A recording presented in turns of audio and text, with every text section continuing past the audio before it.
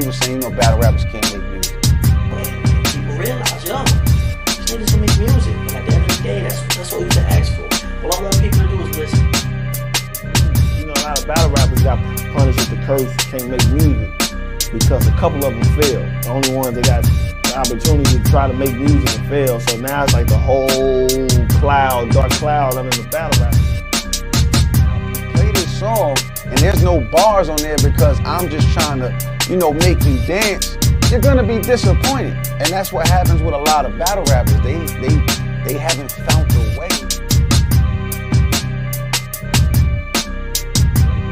Yo, this your boy VA Slow Mo, yo. I'm about to bring to you something different from the battle rap community. I'm trying to tell you, yo, this shit right here is about to be epic for the battle rap community, yo. Brought to you by the Breakdown Crew. We're gonna bring to you bar tunes, yo. You know what I'm saying? That's what I'm talking about, bar tunes, yo. Only playing the hottest music from your battle rappers from all over. It don't matter if they top tier, mid tier, low tier, whatever tier. You know what I'm saying? We only playing music from battle rap. Top 10 every week, yo. Brought to you by the Breakdown Crew, yo. So look out for it, alright?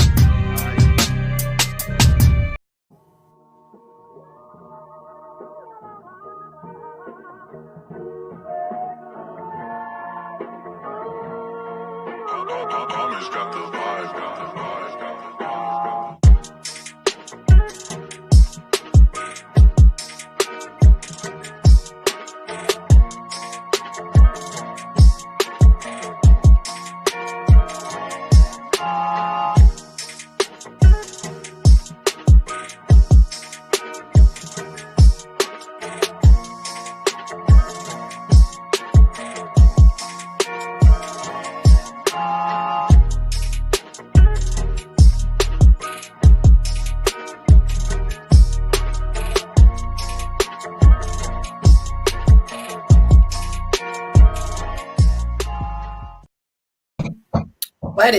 What is good on this beautiful, it's raining out here.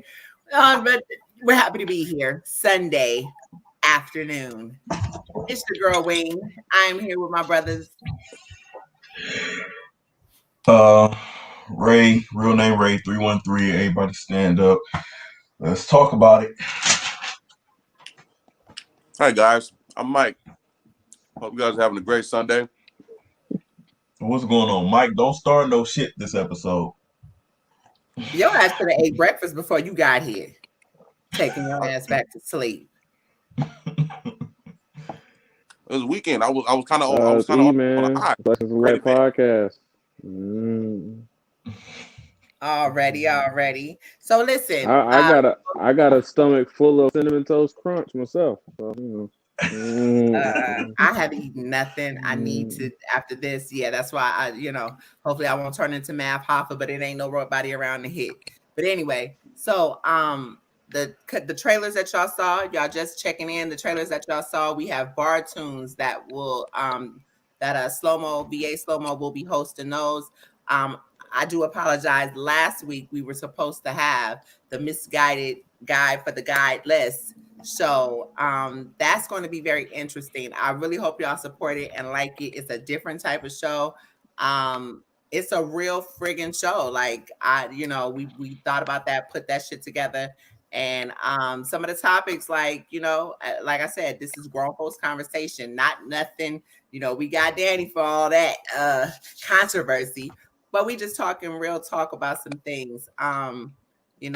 Like I'm really happy to bring this show to y'all. And like I said, it's some people. Actually, I'm doing this with people that know me in the world, not in battle rap. So like I said, stay tuned for that. That's gonna be fire. I need Twitter, YouTube, Facebook. Get them likes up. And let's go. Shout out to everybody in the chat. P Black Live. What it do, Bishop? Blade. I see all the usual suspects. Atlanta since 82. And I'm sorry, I'm multitasking, but I'm gonna get to y'all in a minute. I take my little break. So let's talk about it. What we starting with? First, before we even get into the battles, let's talk about the good, the bad, and the ugly of the whole event. First of all, I'm glad they didn't do it on the movie set again.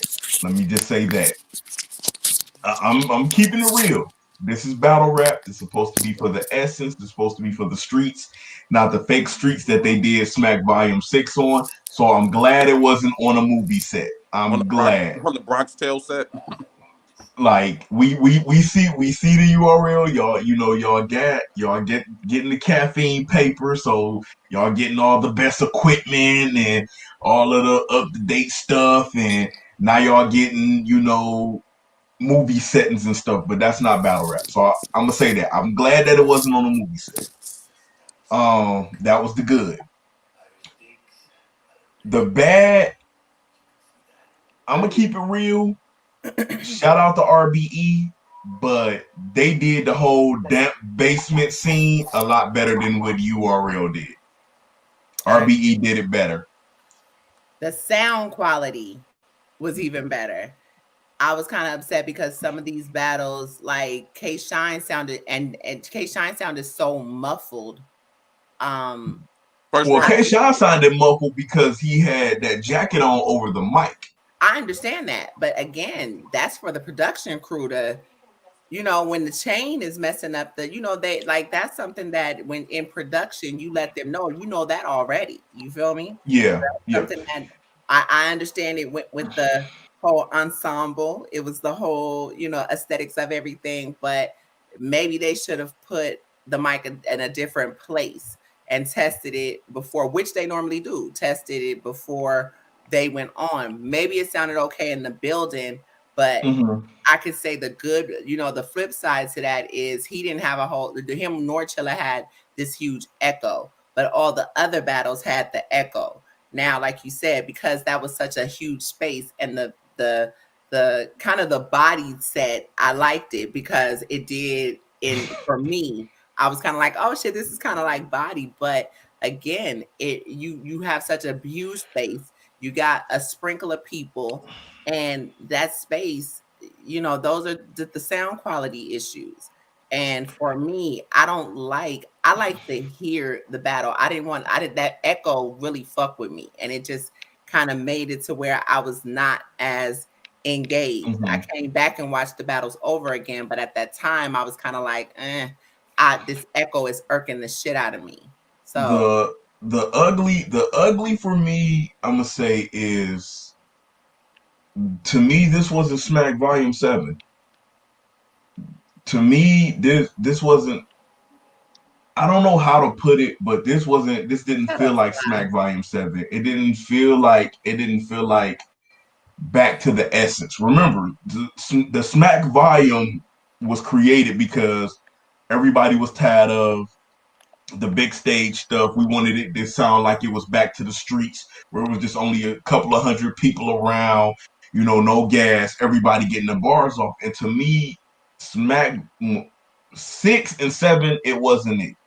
It wasn't. So that's the only ugly. No, I take it back. It was one other ugly, but we're going to get into that when we talk about the battles.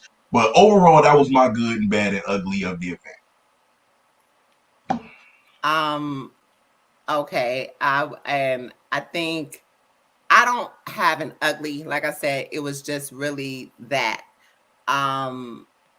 that sound, that sound quality has to be better. I feel like the filming is getting better to a degree, I guess. I didn't like, I guess the double shot, the different angles or whatever. Mm-hmm. I didn't like that, and kind of the placement was weird. Like Smack in one of the battles was standing. I can't remember who that was standing behind them. I'm like, normally he's right there in the middle. So like, that part of it. It's kind of we watch everything. Okay, everybody on this panel have seen battle rap for a long time. We know we damn near. I'm pretty sure all of us, if we could book an event, and we could get the right camera angles. When Smack has to tell DNA and Av, you have to stand right here for the camera angles. Right. I have a problem with that. Y'all been with Caffeine, okay, we get it. Caffeine It's been a is year. It'll be a year February. it's been a year. Yeah. Caffeine is a big corporation or whatever. Their parent company is Fox. Y'all still don't know how to shoot battles yet? Why are you telling people, oh no, we need y'all to stand right here? Stop with all of these moving camera angles. That's not, it's not cold. It don't make the battle look good. And the fact that you, like you said, one moment it looked like Smack was over to the left, it looked like he was over to the right. Then you got these moments where K-Shine, he was walking away from Chilla and was trying to pivot, and the cameras was trying to follow K-Shine. Right. It just made it look really bad, and it made it look very amateurish. But again, this goes to show this whole thing about no matter how, even if you got a big budget, you still can't do certain good things with a big budget. Battle rap. You have battle rap cameramen. Take their advice. If you're getting some pointers from them, take their advice. Take their advice. They really should have kept. They could have kept Twiz. They could have kept. As far as the whole avocado shit, if and that diffused, they could have kept him, or you just could have used them as consultants. Either way it goes, battle rap. You can't come into a culture and want to do it your way. I feel like, and not for nothing, I feel like us as supporters, that's where you start tweeting Caffeine and telling them your dislikes about something, because our voices are heard enough for them to understand. We appreciate you want to take us to the next level, but aesthetically, you have to make sure that our battle rap is given to us the way we like it. We're putting up with these West Side Stories and Rent scenes. You know what I mean? Not for nothing. Let me ask y'all this. I would like to know why they keep changing the different settings is what I would like to know. The setting that I would have preferred them to stay in the setting that Bill Collector and Holmesy battled in. That was for me, that was the best battle rap setup I've seen. That was the Summer Madness setup where they had like the fake brick background with all the door with the light and all of that. Like that was one. That was cool. That was probably the best one that they did. But to me, I felt like, okay, you know how they did the Mook versus Rock Supercard where everybody was just outside. I like that. I think they could have just did that. Just put everybody outside, get a good camera lens. And oh shit, I did not like that. Okay. And I mean that's just me. That to me that was probably the closest that we had, because there wasn't too many camera angles that they had to switch from because how everything was lined up. But everybody is in the comments, so let's get to talking about the battle. Let's talk about it. Yeah, they ready. They are ready. Let's start off with Danny Myers. I saw the last comment said something about Danny Myers. Let's start there. Danny Myers versus Arsenal. Okay, so far when we did the recap, Bishop picked Bishop picked Arsenal, Sly picked Arsenal, and I picked Arsenal. We were all wrong. Who picked Danny? Badly. The people that picked Danny Myers, believe it or not, E picked Danny Myers, even though E hates Danny Myers. Right. But E picked Danny Myers. Big Trav, he was in the comments, the recap episode. He picked Danny Myers. Chris Petty, he was on the show, picked Danny Myers. Slow-Mo picked Danny Myers. Wings picked Danny Myers. And Mike, you also picked Danny Myers. So, yeah, we were, the three of us that picked Arsenal, we were wrong. Danny Myers won this battle. 30. Pretty clear. Pretty clear. Hold on 1 minute. Let me go back to P Black. That's what I'm saying. P Black is the fact that that's what I was saying earlier. Unfortunately, URL seems to have lost their creative control when it comes to different things. So what I'm saying is that as supporters, this is where you start tweeting them about different things, about your likes and dislikes. This is a corporation that we're dealing with now. And in corporate America, they have teams of surveyors that they survey the different demographics on stuff like this. So remember years ago, this is stuff that I used to tell y'all. And of course, coming from a business perspective, we're here now.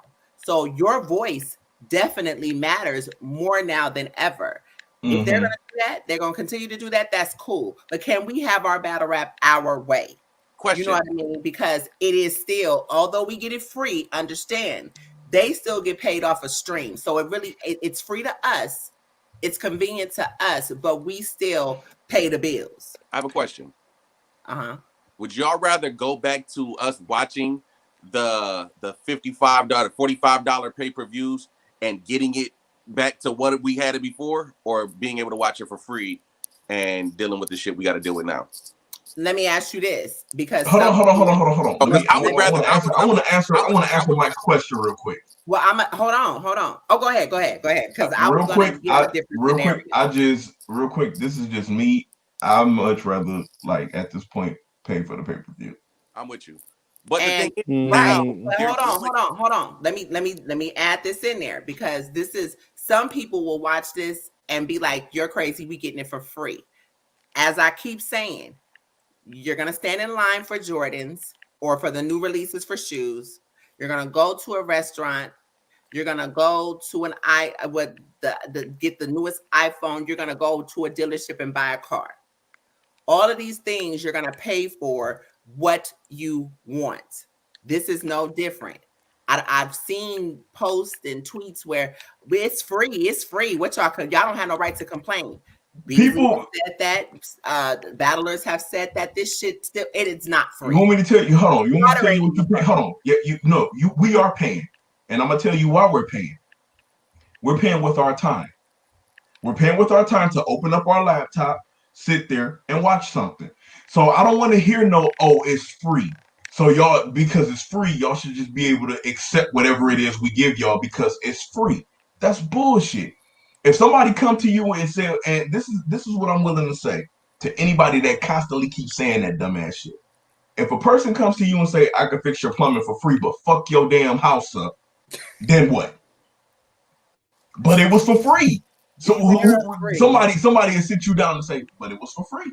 BX Legend has the thing that I'm hating is that people keep using that. Why are y'all complaining? It's for free. It's for free. Yeah, but we're paying with our time.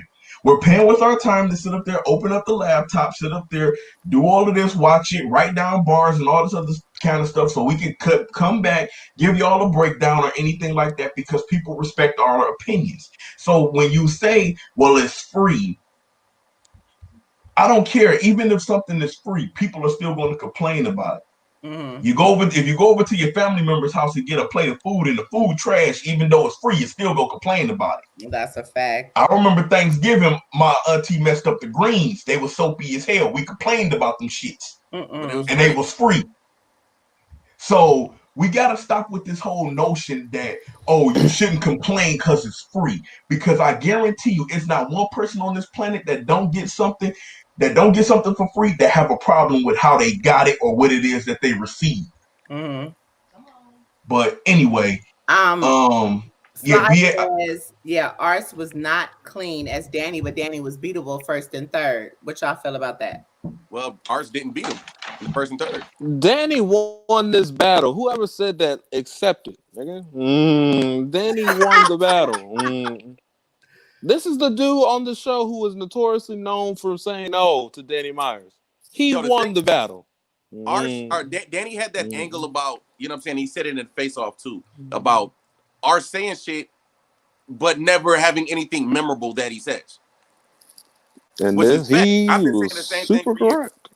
Ars has a bunch of battles, but you don't really remember anything. I think one of his most famous lines is one of his most terrible lines, and that's the Squidward's clarinet bar. People will remember that, but you can't really remember something crazy, amazing that Arsenal said. Yeah.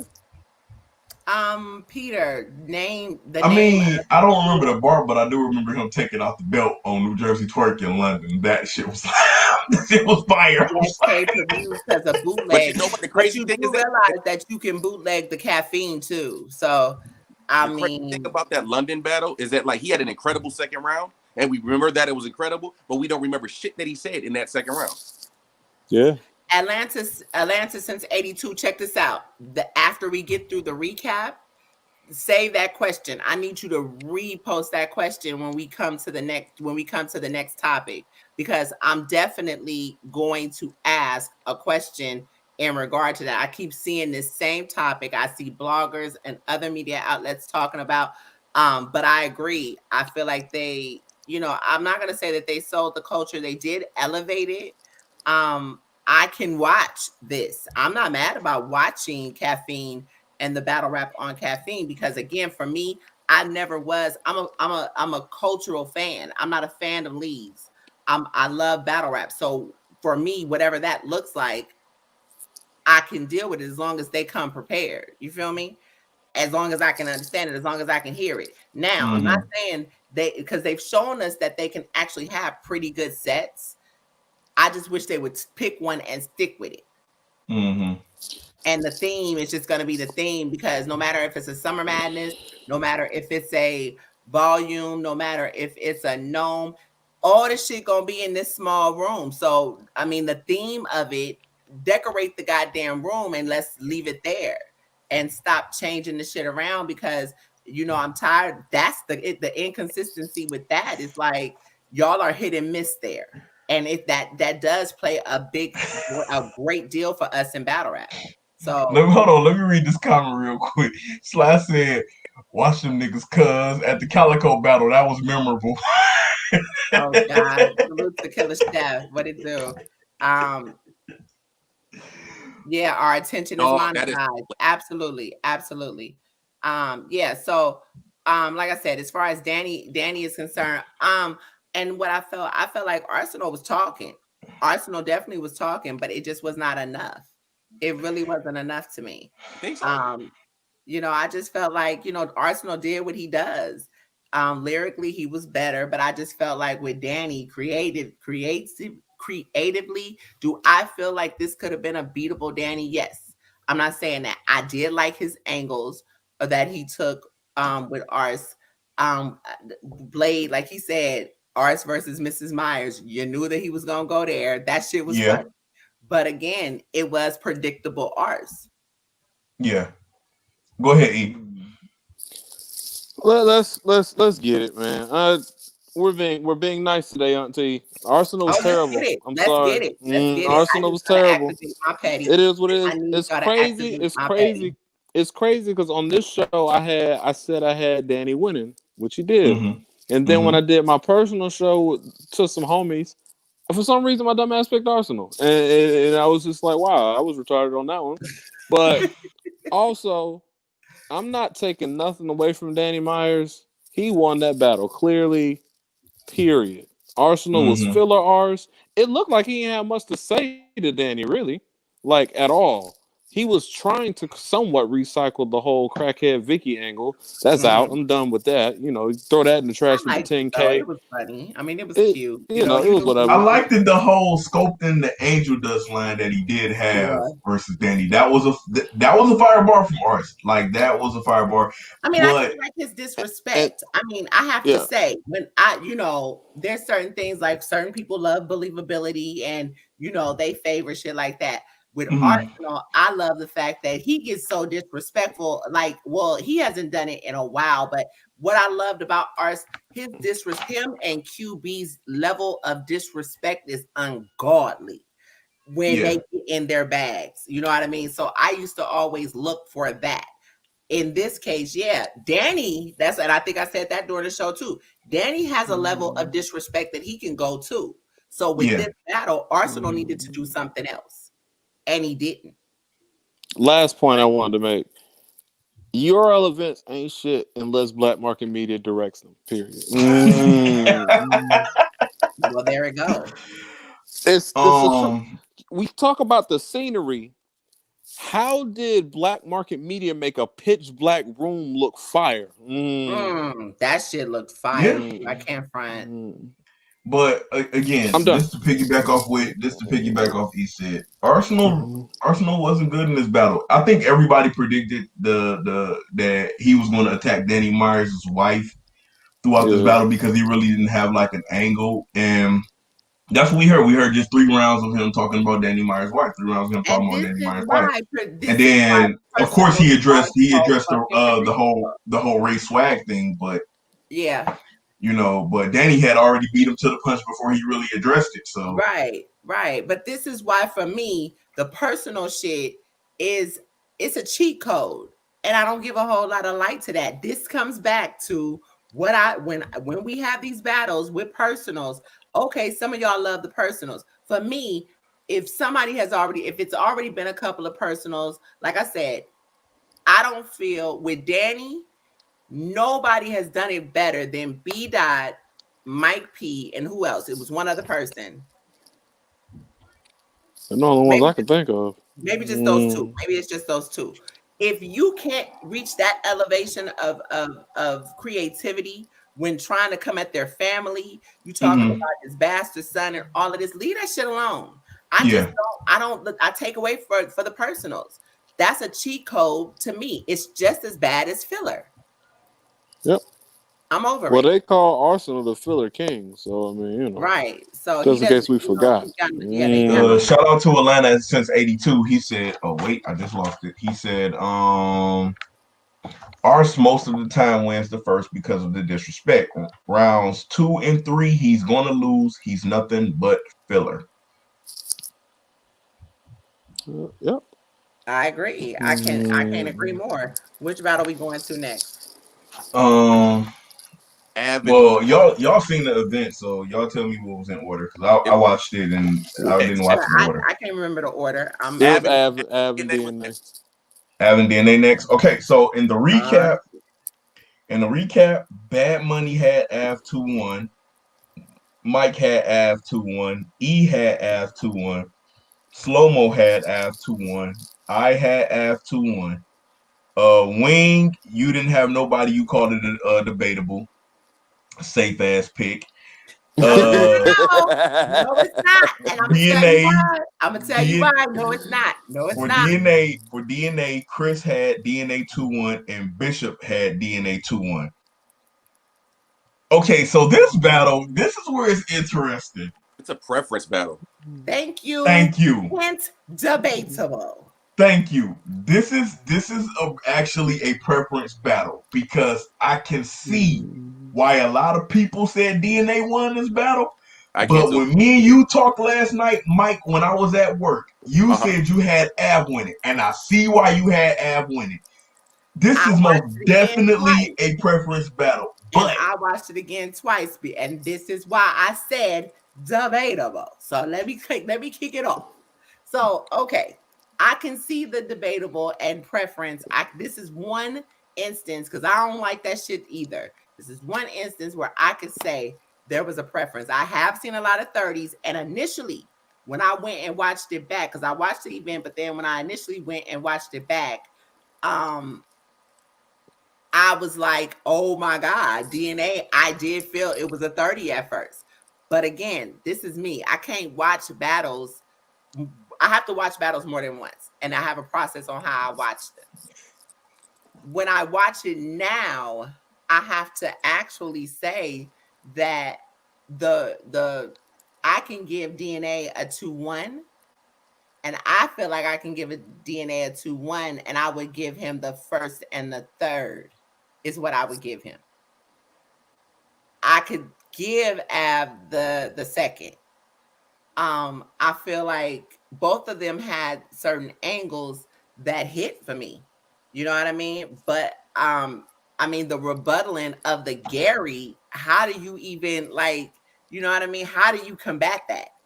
That is Salute like to I don't even see how DNA, you combat that. That shit was crazy. How do you combat that?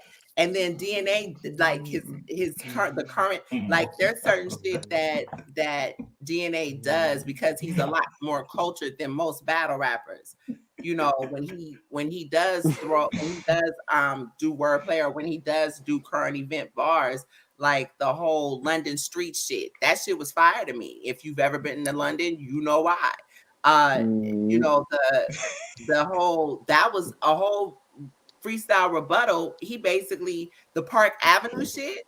At first I was like, then I thought about it, I said, this nigga got on Park Avenue. Like his shirt is Park Avenue. And I was like, damn, duh. wait. But, you know what I mean? I'm sitting here, but that first, I feel like that first between the both of them was good. But I like the fact DNA switched up the flows. He was trying to rap with Av.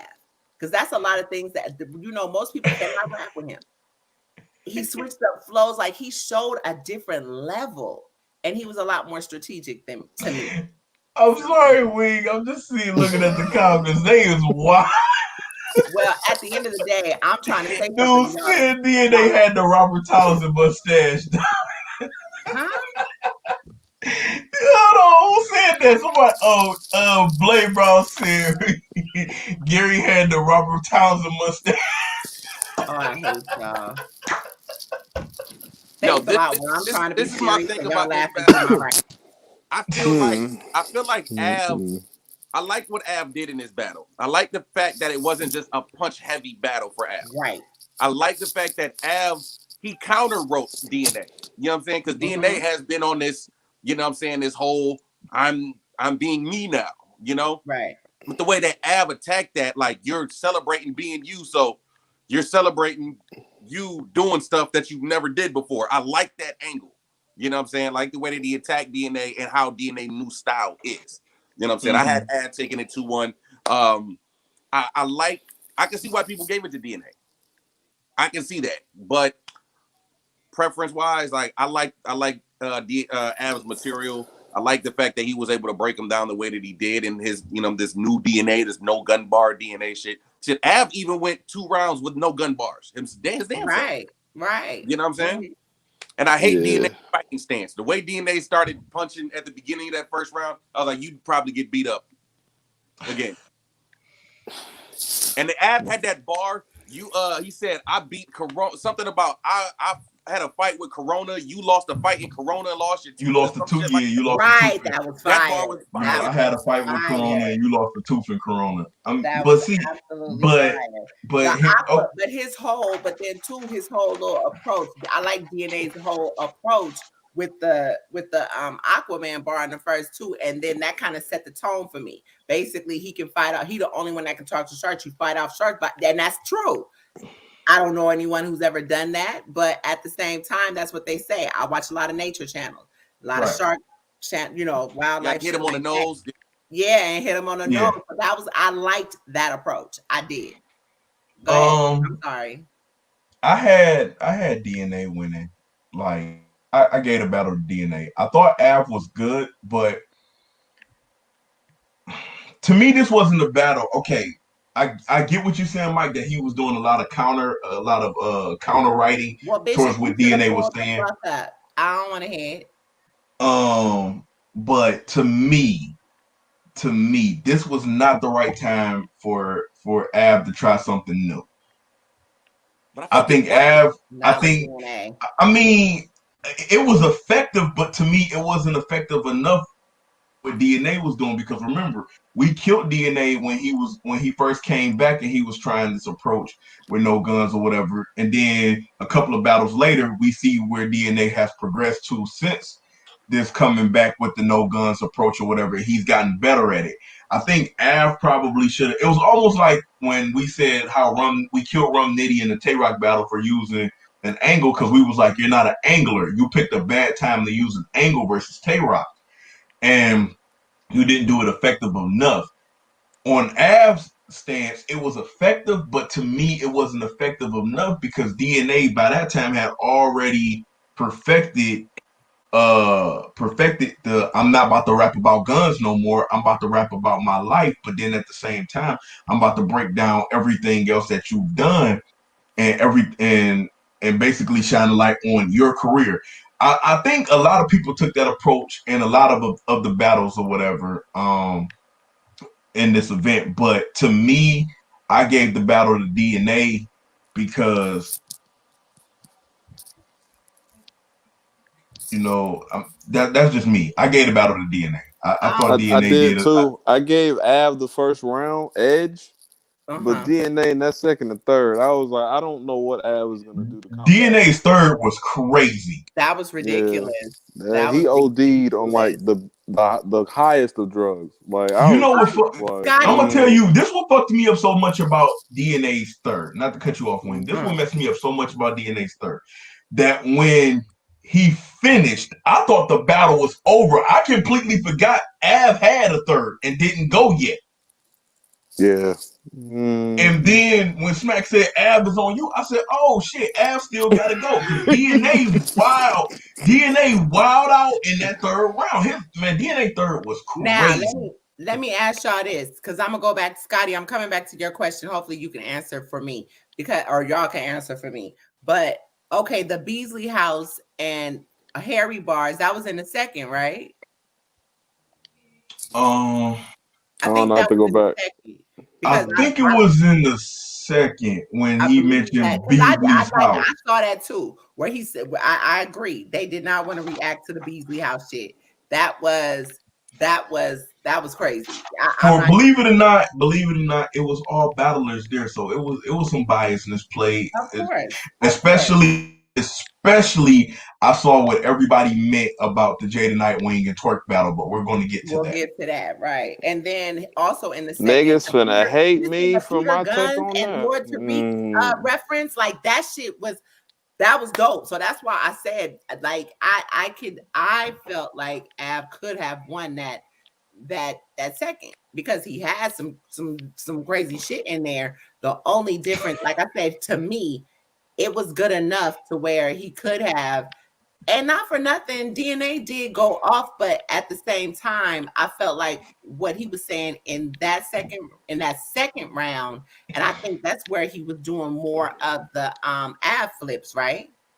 In the Mm-hmm. second round.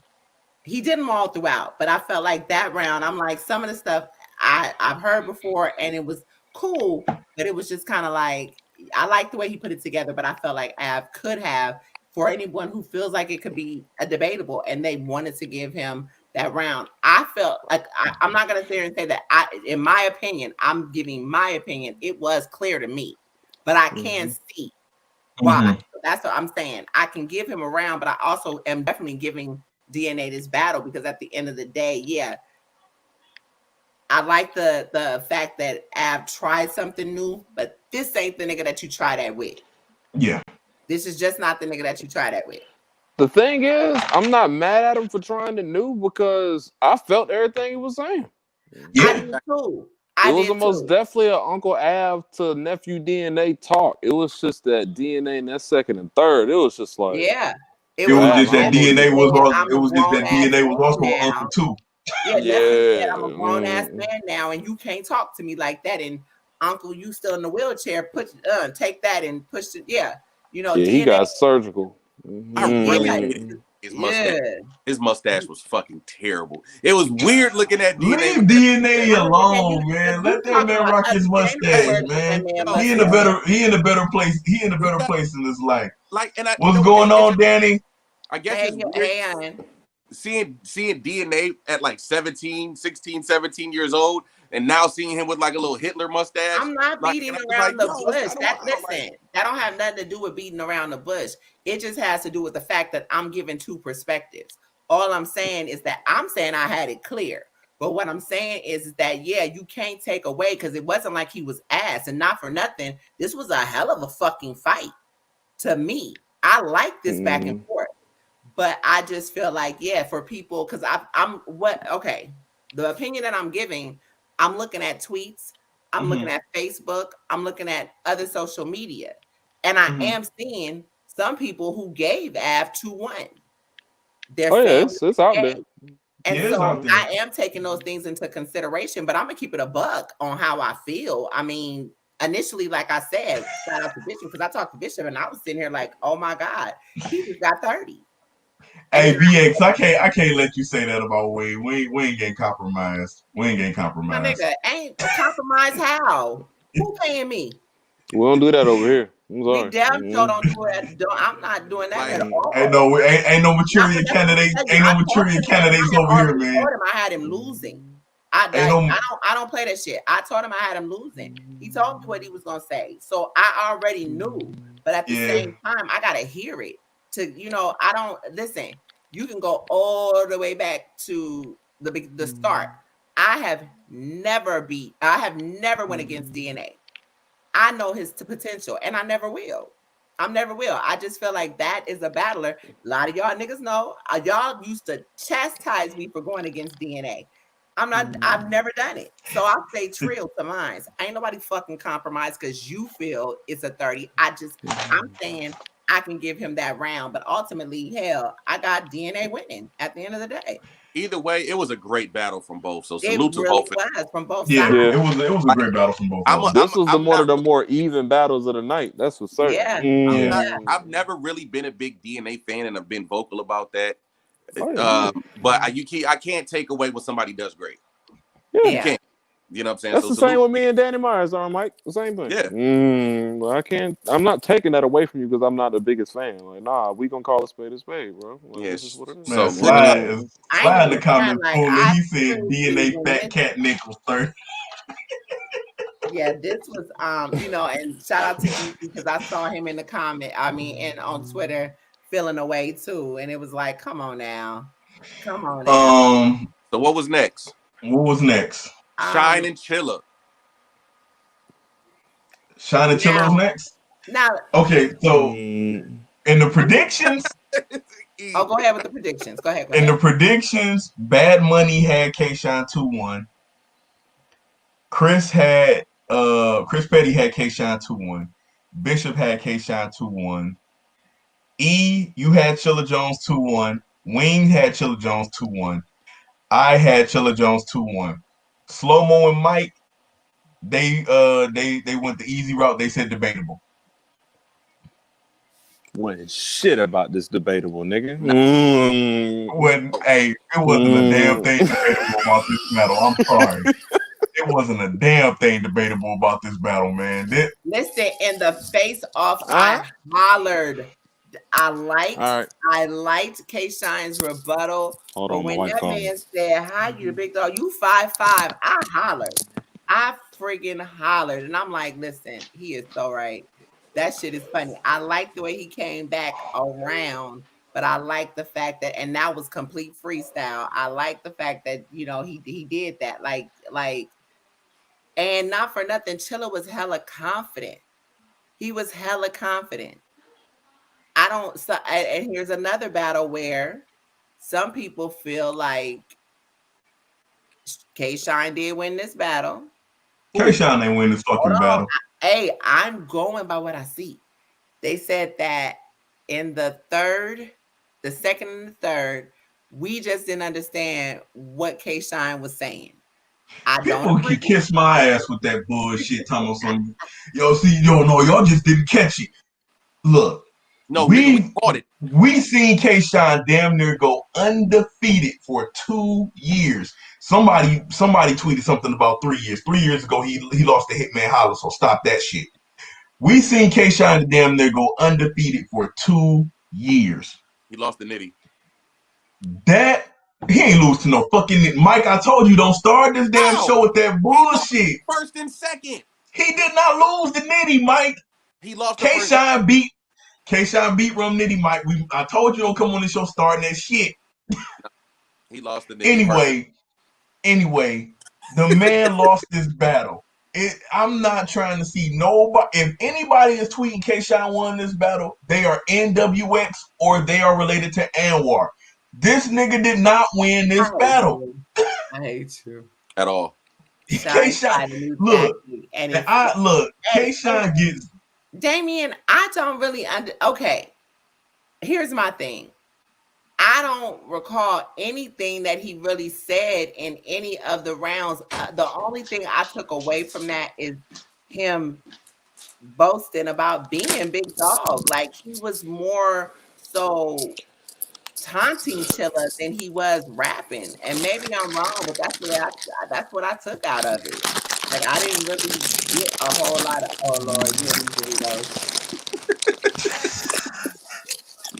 Wade said his silly ass chose Shine 30. I need to stop drinking. You damn sure do. Lay off that nigga K-Shine lost badly.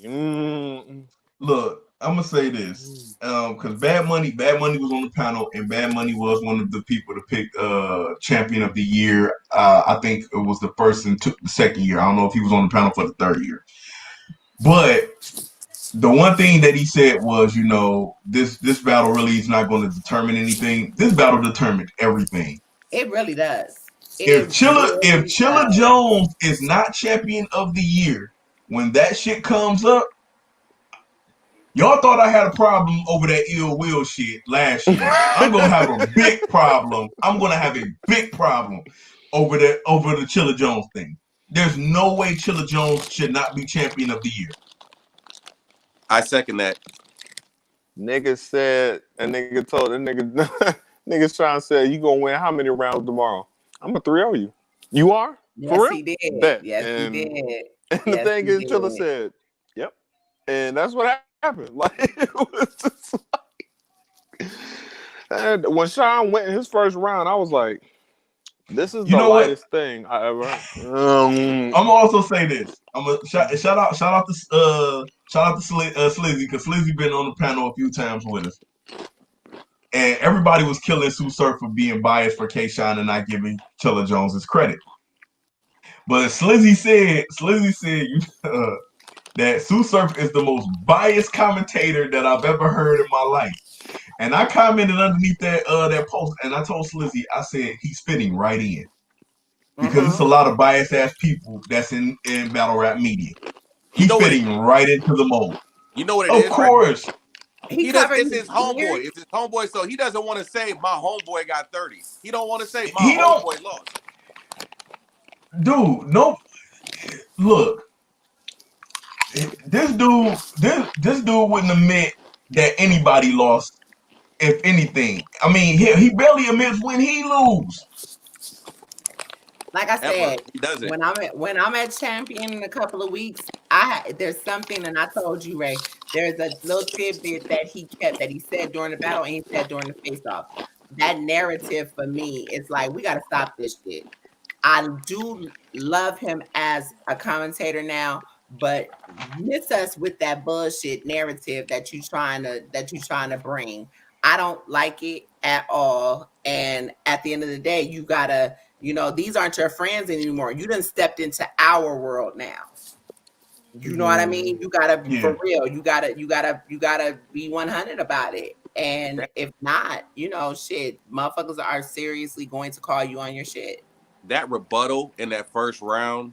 That shit was crazy. Chilla won off of that. He was 1-0 off of that rebuttal alone. That rebuttal was crazy. I mean, I get K-Shine tried to rebuttal back and his terrible. But Chilla in the comments. Chilla, what's going on, man? Chilla Jones is in the comments, man. Go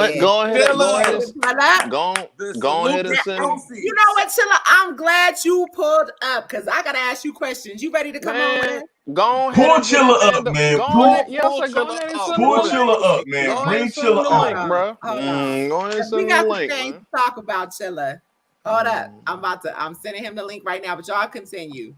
But on the real, this battle was so one-sided. Like, I was literally shocked because, again, you're talking about somebody who arguably, he said he on a flight.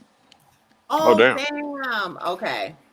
But you're talking to somebody who basically almost went undefeated for 2 years. He did beat Nitty Mike, and he got in the ring with Chilla Jones, and Chilla. It was like them 2 years didn't matter to Chilla, and to me, that's why I always said this one thing about battle rap. Battle rap to me is the closest to football, because any given Sunday you can lose, no matter what your resume is. If somebody has prepared and wrote better for you, you will lose. It is just like football. It don't matter how many people you killed leading up into that battle. It don't matter how many people you beat leading up into a battle that you take on somebody. You will lose. Shout out and to me, Timberland TV, because I agree. Basically, he said he was the same. He did nothing different in the last 4 or 5 battles. He just ran out. The clock ran out. I'm gonna add on to what Timberland TV is saying. Some guy said this on Twitter. In the last battle, he was like, "It's something about K-Shine that's really getting old." I said, "You know what it is? It's formulaic. It's predictable. You know exactly what K-Shine is gonna do. He's formulaic now. It just is what it is. Like, and then I thought that DNA would have helped him a little more with this. I would have thought that, this is Chilla. I would have thought that, I mean, I'm not being funny when I say that because, of course, obviously you can definitely tell Yeah. that, and that shit was funny when Av said, yeah, you helped K Shine and he helped you with your wardrobe picks or whatever. That shit was hilarious. Yeah. But, yeah, but at the end of the day, I just, I guess your celebrity is not going to always win the battle. Let's just put it Yeah. like that. I've never been the biggest K Shine fan because I feel like he has always been a crowd dude.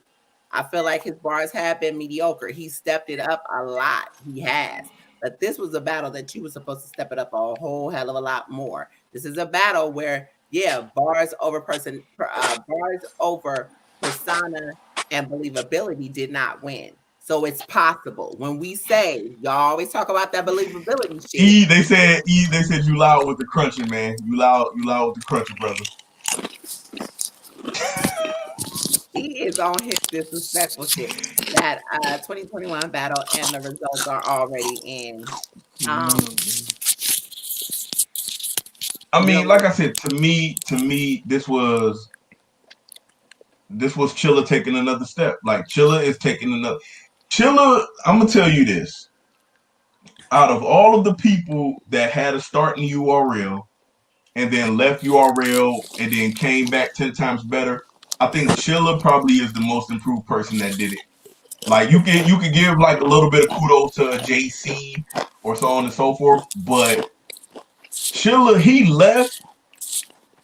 Everybody was killing him for just being scheme. Chilla left, came back with schemes, learned how to punch even more proficiently, came back with rebuttals, came back with personals. Like he literally just said, okay, I'm on my Ryu shit.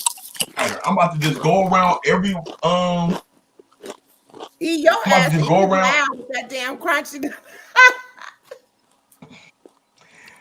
Basically, he just was like, I'm about to go around. He basically was like, I'm about to go around. I'm about to take on all the best fighters or all the best battlers all over the world. And then I'm about to circle back and show y'all how it's done. And to me, I gotta give, even though me and him share the same birthday, I still gotta give the man his props. And we share the same last name, oddly. But he did lose one battle because he lost to me in that debate about Calico. But other than that, Trigger Man, you're right. It is an attribute. I mean, that's one of the biggest attributes for a lot of the battlers. But again, look at Goods. Goods is a perfect example. Right. That's a perfect. I mean, Head Ice is a perfect example. There are a lot of battlers that's an attribute, but that doesn't mean that attribute can't be beat. That we will in certain battles that we come into, and it's like, oh no, such and such is believability. We're back to the era of bars. Yeah. You feel me? We're back to the era of bars. Now, all that extra shit don't matter because along with that attribute, you also need a stage. But we're going to have that conversation in a minute. I'm going to keep it real. Believability only plays an edge on me if it's literally neck and neck for that to be the deciding factor of the battle. If it was matched up in everything else, like First Lady Flames, that was, to me, she won the battle as soon as it started. Because it kind of seemed like after, and it didn't help the First Lady Flames went first. That's not fabricated gangster that First Lady Flames does. She is a brim. She does that. You know what I'm saying? So, and I'm not saying that you can't beat nobody that's really about that life if you ain't, but it plays a factor even if you match up. Because I'll put it like this: when First Lady Flames was being authentically gangster and rapping, it kind of seemed like the whole time Vixen was trying to match it, but you can't match it if it's real. If it's real, you can't. And I'm gonna tell you, I'm gonna give you. And I love Vixen. Don't get it twisted. I'm gonna give you this example. Mike love Vixen too. I'm gonna give you this example. Oh, we know. I'm gonna give you this example too of Persona. With this, and we'll get there, but with this battle with Twerk and Jada Nightwing. And we'll get to that in just a minute. Mute your mic. All right, go ahead. with Jada Nightwing and Twerk, but we'll get to that. The persona played a big part in the beginning of the battle for me. But like I said, we'll get there. Right.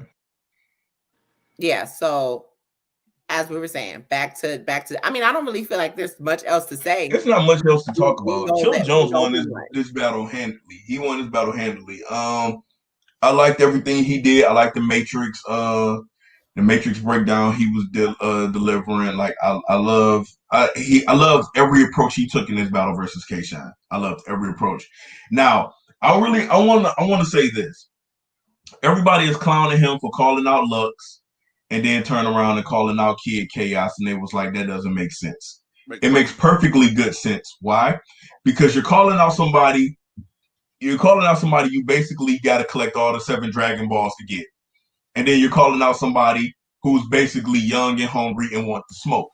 And he is also a respected writer. So it makes perfectly good sense to call out a Loaded Lux and want that battle, but then also keeping your options open and saying, but yo, I want the also up and coming nice dude with the pen, and his name is happen to be Kid Chaos. So to me, for people to clown him and say it didn't make sense for you to call out a Lux and then turn around and call out a Kid Chaos, to me it made perfectly good sense, because it was like, yo, either I'm going to get the legend, or I'm going to get somebody else whose pen is respected. But either or, I want the best competition. So I understood what Chilla Jones was doing, and I just didn't get why a lot of people was clowning him for it. So it's now, more than I just the kinda name. wish It's definitely that more than Chilla would just. have came up here, because I needed to ask him about the whole Kid Chaos line that was said. For the default scheme. Yeah. A lot of people didn't get that. I felt like that he was using that to kind of like take shots, like, hey, Kid Chaos, I'm using your shit. I thought so too, and that's why I asked that. Especially, I was really just piggybacking off of what Ray said, because that's what we talked about earlier this morning. Is the fact that shout out to Bishop, because Bishop was the one who brought it to my attention, and I was like, I need to go back and check for myself too. So because I just kind of, like I said, I had to work last night, so he basically he did okay to I me. Feel like it was a shot. I feel like me, and now Ali ooped it, and yeah, it was a shot at that's who I want next. That's the way it was most definitely a shot, and a lot of people didn't understand it. It's basically like when Kendrick Lamar dissed Big Sean, and a lot of people on the song Humble, but they wasn't catching it. And it was like, remember, Big Sean had that song Hold Up, and Kendrick Lamar took it and was using it or whatever, but he was, so to me, you have to that's where I guess you got people, like you got to use your rapper ears, and you got to pay attention and catch everything that's being thrown out there. To me, I thought it was a smart move what Chilla did, and to me, I'm looking forward to seeing the next battle. But he most definitely deserves to be champion of the year. There's no doubt or no debate about it. Like, the only person that I can see you can make an argument for is Ill Will, but then when you go to strength of schedule, Chilla had a stronger strength of schedule than Ill Will did. So, I do agree. There's nothing else to really say. DNA definitely deserves Lux at this time. I'm gonna be honest. For anybody, and this applies to Sue Surf too. For anybody saying that he shouldn't be going from a K-Shine to a Kid Chaos, shut up. I just, yeah, bro. Like, no disrespect, and everybody wants to handicap or give handicap points to this new era, this new setting that we in, where niggas gotta rap.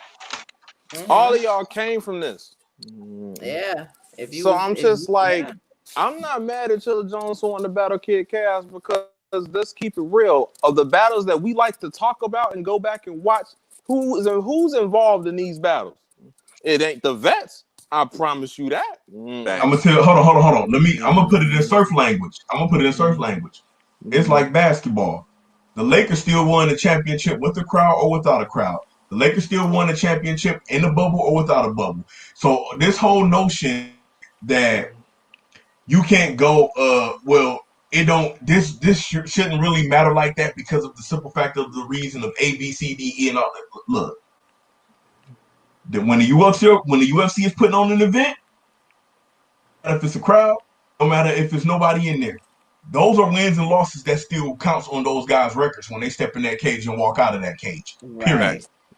We need to Yeah. stop pretending. We need to stop pretending like that. It's well, you can't go this person and then turn around and fight battle this person. It doesn't make sense. All of this doesn't make sense stuff. Don't It's starting to sound real stupid. Why? Because most of the top tiers are friends now. So all of them is not gonna battle Right. each other, Yeah. or most of them are in groups now. So they're not gonna battle each other. So who is it left for y'all to battle? Y'all have to sit up here and battle some of these new up. Well, Why? I mean, Because of and the I've simple always fact said that this, most of y'all are either friends or in groups together now. but not even that. Not even that. What this is competition. This is Yeah. competition. The best of the best fight the best of the best, but there's also has to be some type of some type of structure to where the ones that are coming in have that opportunity to level up. They can't level up if the giants at the top of the mountain don't come down or don't meet them halfway to fight. Look, Yeah. put your work in, and we got you in the middle of the mountain. Gladiator school. This is what they do. This is what we expect. You don't know. I mean, shit.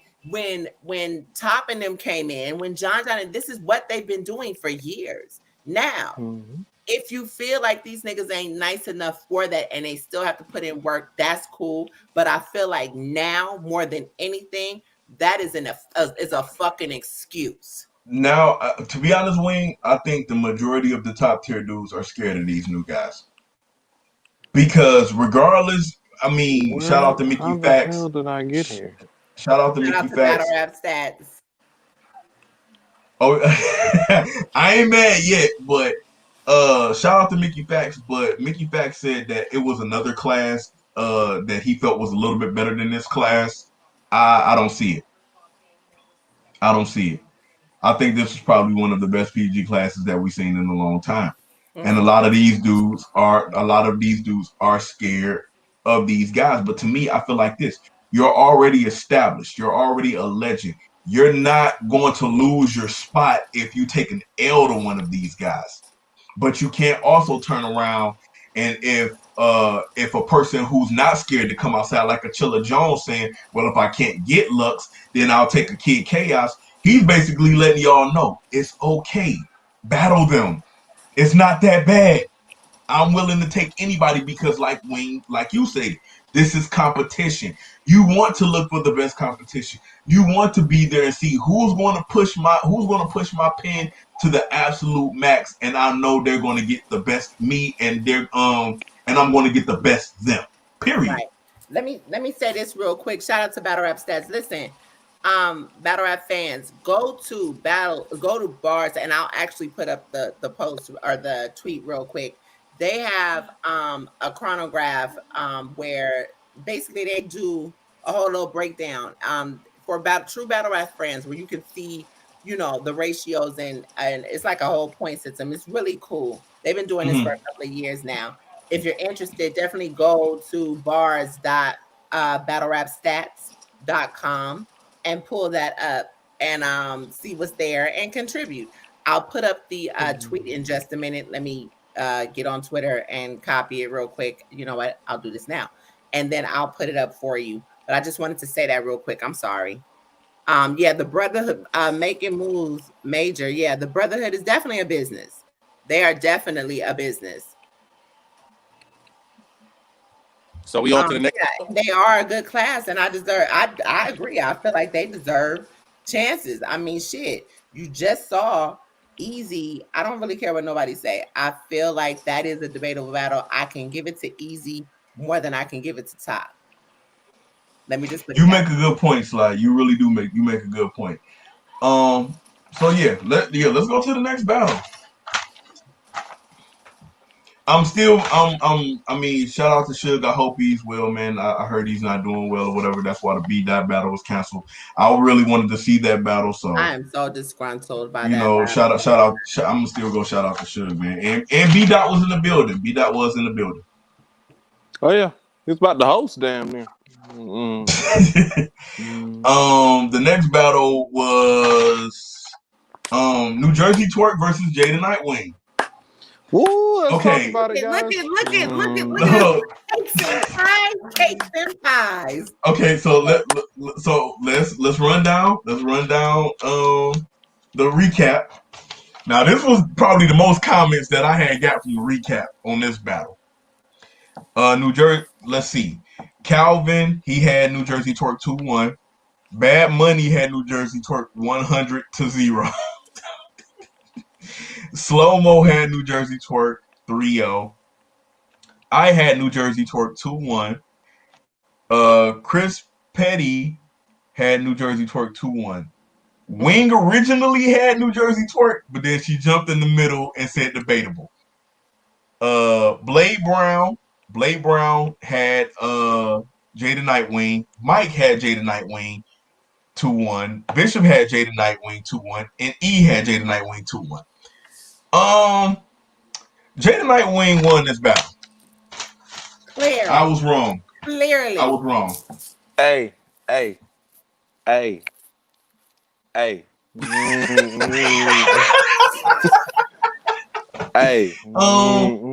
gonna say this. I'm gonna say this real quick because I have to pass this one off. I'm gonna have to give the floor to Mike on this one first. Mike, you start off the opening round, and you deserve this because you like how me and E been pushing the Kid Chaos thing. You really been pushing this whole Jada Nightwing thing. Even if you feel he may lose a battle, you still is pushing the Jada Nightwing thing. So I'm passing it to you first, man. Go ahead, kick it off. When you're done, Mike, I need you to alley oop it to me so we can do an NBA Street game breaker. Like, for real. Cause all right, go ahead, Mike.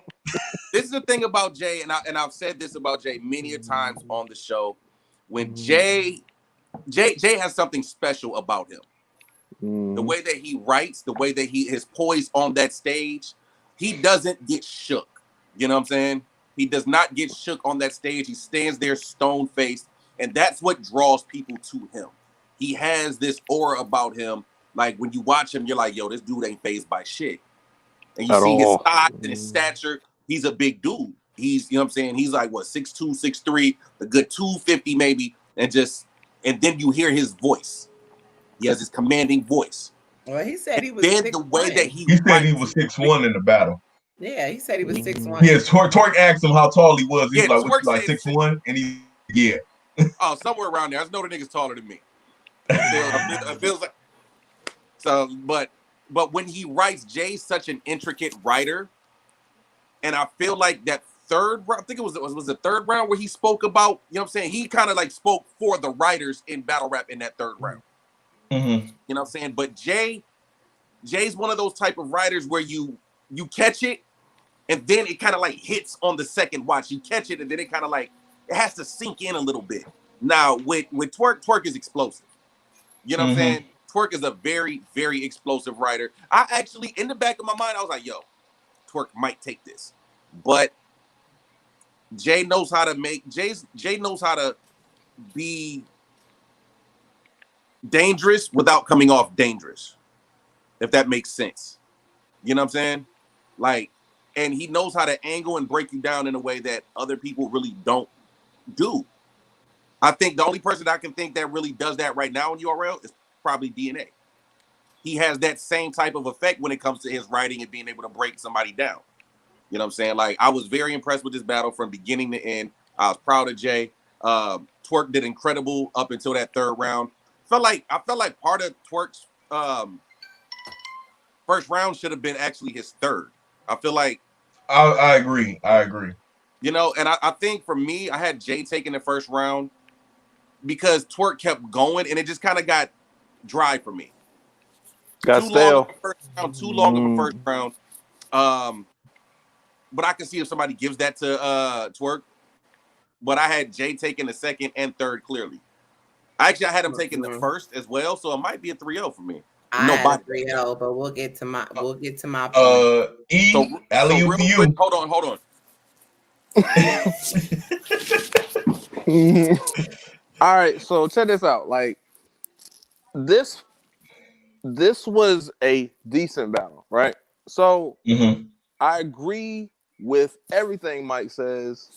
He has a different kind of it factor that doesn't have to come off as flashy or anything like that. It's just how he delivers his material. I call Jay a soul cruncher.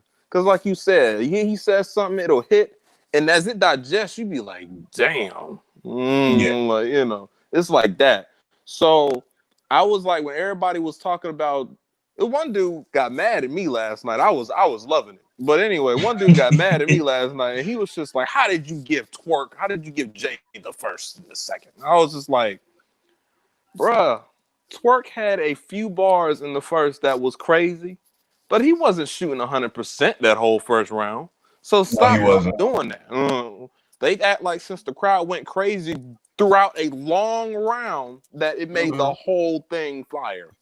No. I'm sorry, Jay's round. You can throw to use a boxing analogy. You could throw. I mean, boxing or MMA. You could throw more punches than your opponent, but if your opponent connects more, he still wins that round. That's boxing. Exactly. So I was when I was listening, I was like, Twerk is somewhat going off, but you can tell this is a warm up battle. Twerk is not back at 100% right now. At all. He's not. And he didn't win this battle. I had Jay edging the first. I had him potentially taking the second on preference. I'm going to have to run it back to see that one. And that third, we shouldn't have nothing to talk about. So we don't have not a damn thing to talk about. Jay won this battle. Jay had that part about how he lives in a nice neighborhood and still punch you in your mouth and shit. Like, it was like shit. Like he had that angle, but I like that one where he was talking about the mean. He was like, "Yeah, we take this and we'll mean you," and I was like, "Oh shit, yeah, that was fire. That was fire." What's that jacket? Is it mink? Yeah, that's a nice jacket. Mink. Mink. That shit was fire, and he had the mechanic bar. What did he say? Something about the 3/8 or the 9 milli. I can make it metric or standard. I work with those tools, so it hit extra hard for me. Felt that in your furry. I was like, "It's something wrong under the chip. Something wrong with the you can't handle the pressure. Something 3/8 or the 9 milli. I can give you standard or metric or some shit like that. That shit was fucking. I had this a clear 30, and I had it a clear 30 because first off, it was quite clear to me that Twerk only had 1 round and a half. That second, he started off good. That middle, that's when he got kind of dry. He was struggling. But I appreciate the fact, I'm not going to drag him because he definitely was not 100%. I feel like he's been off 8 months, but then again, he did have an accident. You know, I'm not making no excuses for him. I feel like you're not going to be 100%. You've had a lot of time off. You should have never took the damn battle. You know what I mean? It is what it is. So you have to deal with the critique that you get at this point. Because you chose to come with 1.5 rounds. And that third, like I said, although it was freestyle, it was cool. To me, it was kind of all over the place. Well, you could clearly see what was just whatever was coming to his head is what he started to say. Yeah. You know, so that bar, he said they shot your car up while you wasn't in it. Even your ops are trash. I was like, no. That Bruce said, what's your legacy gonna be? The same as your Subaru. I was just like, damn it. Yeah. Okay. I'm looking like this is how the way Jay looks, that's somebody that you look at and you be like, nigga, I'm ready to fight you. Like Jay okay. Jay has a great poker face. Yeah, this is where the persona comes into play because before he started, Jay always stands there and kind of looks. But I will say I can applaud the cameraman because that was a perfect fucking angle. You looked into Jay's eyes. That nigga seems like he looked through your soul. That's an intimidating motherfucker right there. You don't fight Jay tonight when you go pick up an elephant gun. That's what you do. You feel me? Look, I dead ass was looking like, damn, twerk looking look. all over the place, you know, or whatever. I'm like, all right, but he does have that intimidation factor. And when he started off, he kind of gave that look like nigga, and then went into his rounds like that set the tone for me for this whole battle.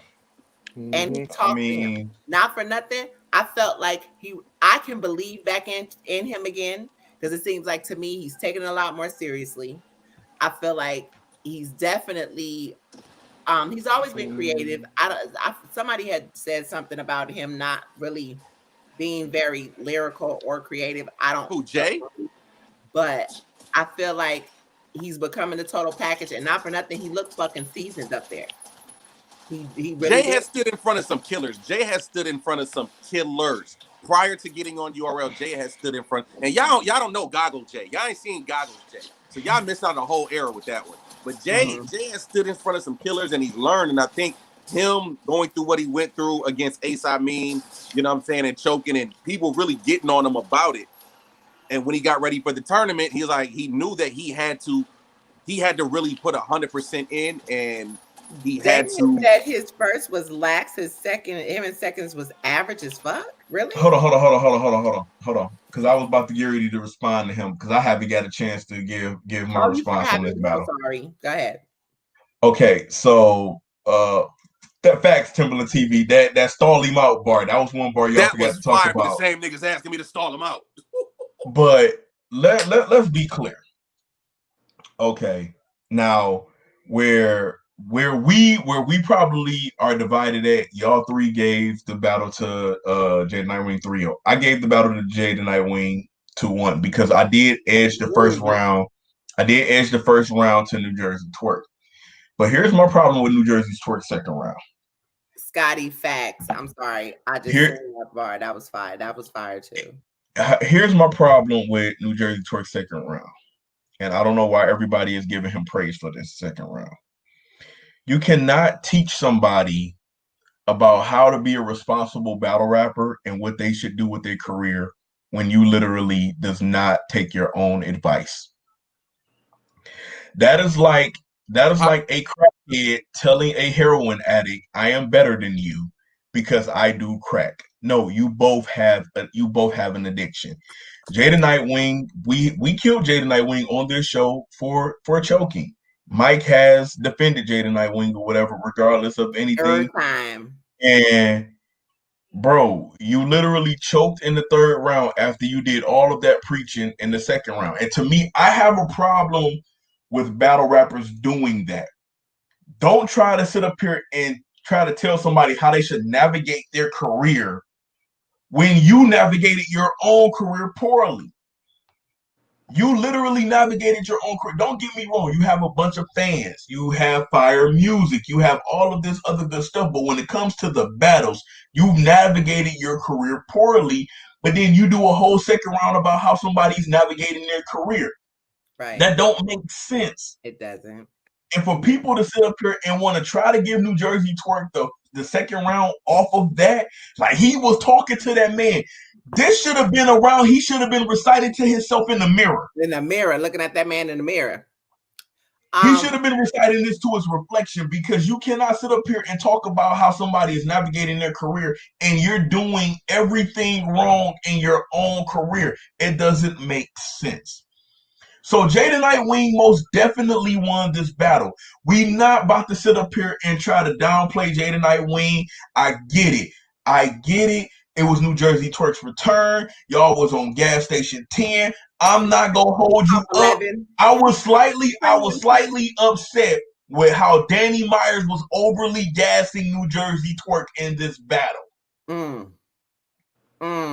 I was slightly upset at Danny for that, because that's not Danny.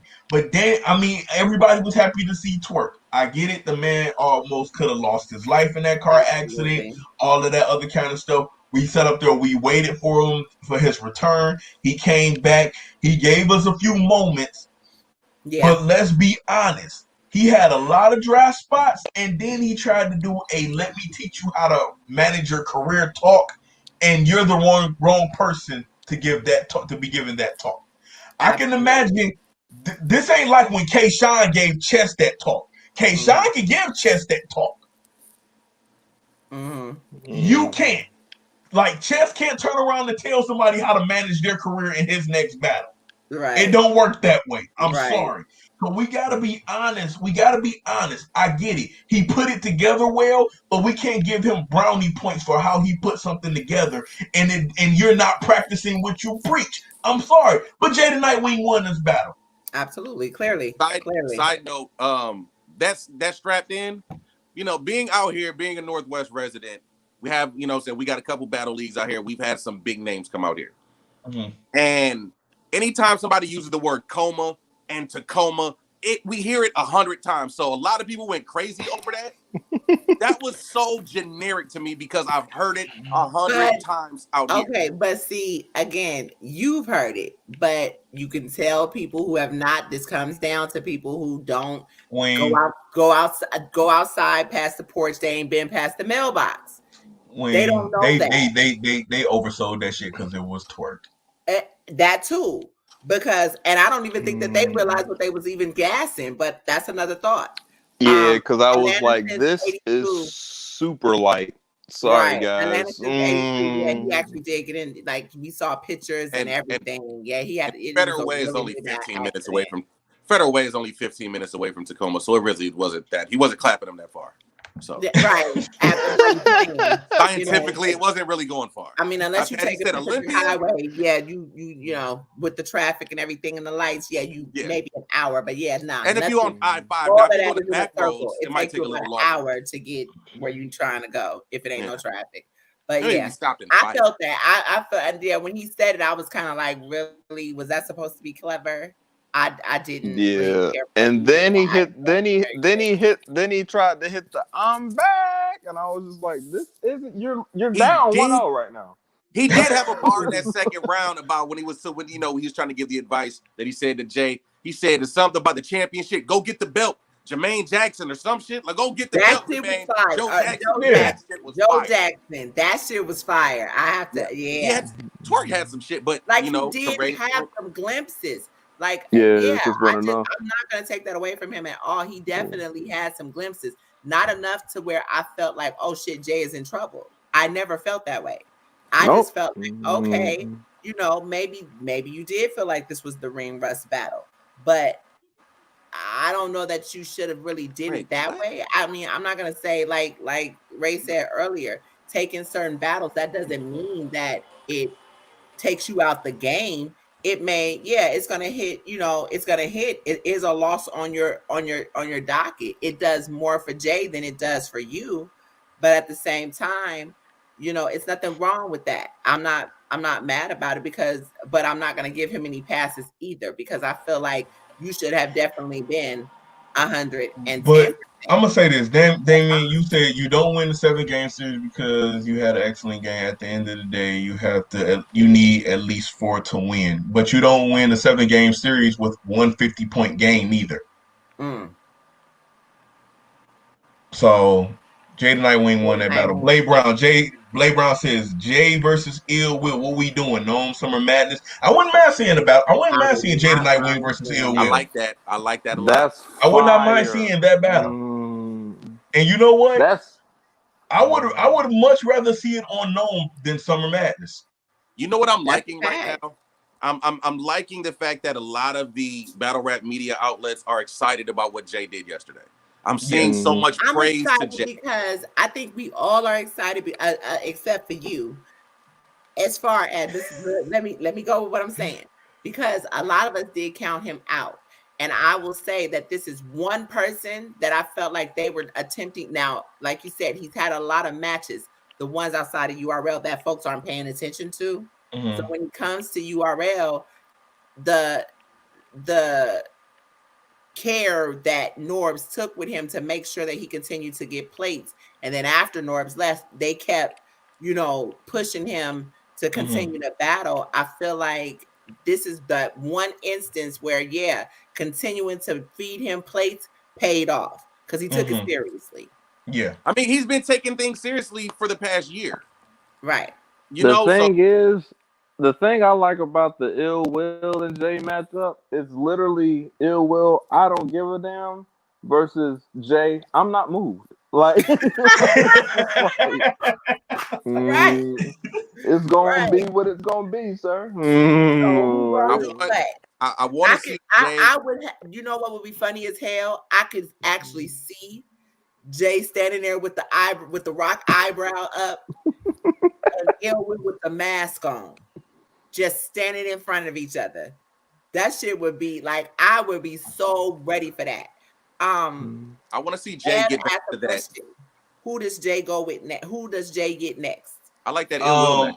Like I said, either Ill Will Timberland TV said he think Jay versus Chess will be a solid fight. I think that will be a solid match. To me, yeah, either Ill Will, Chess. I wouldn't mind seeing Jay versus who else?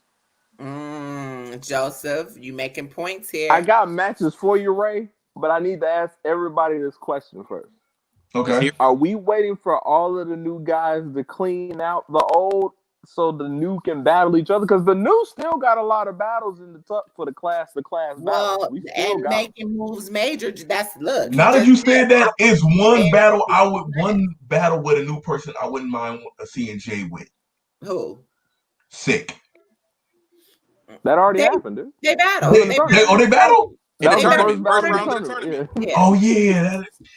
I don't want to count the tournament. I need them to get some rounds off, man. I don't want to count the tournament. I need them to get some rounds off. They fought in that tournament. That was a crazy battle from both sides. I do want Joseph, Jay and EK battle. Go watch that. Yeah. Jay Lightweight and EK battle. Go watch that. But that's a fine battle. Yeah. Go watch Jay versus Don Marino.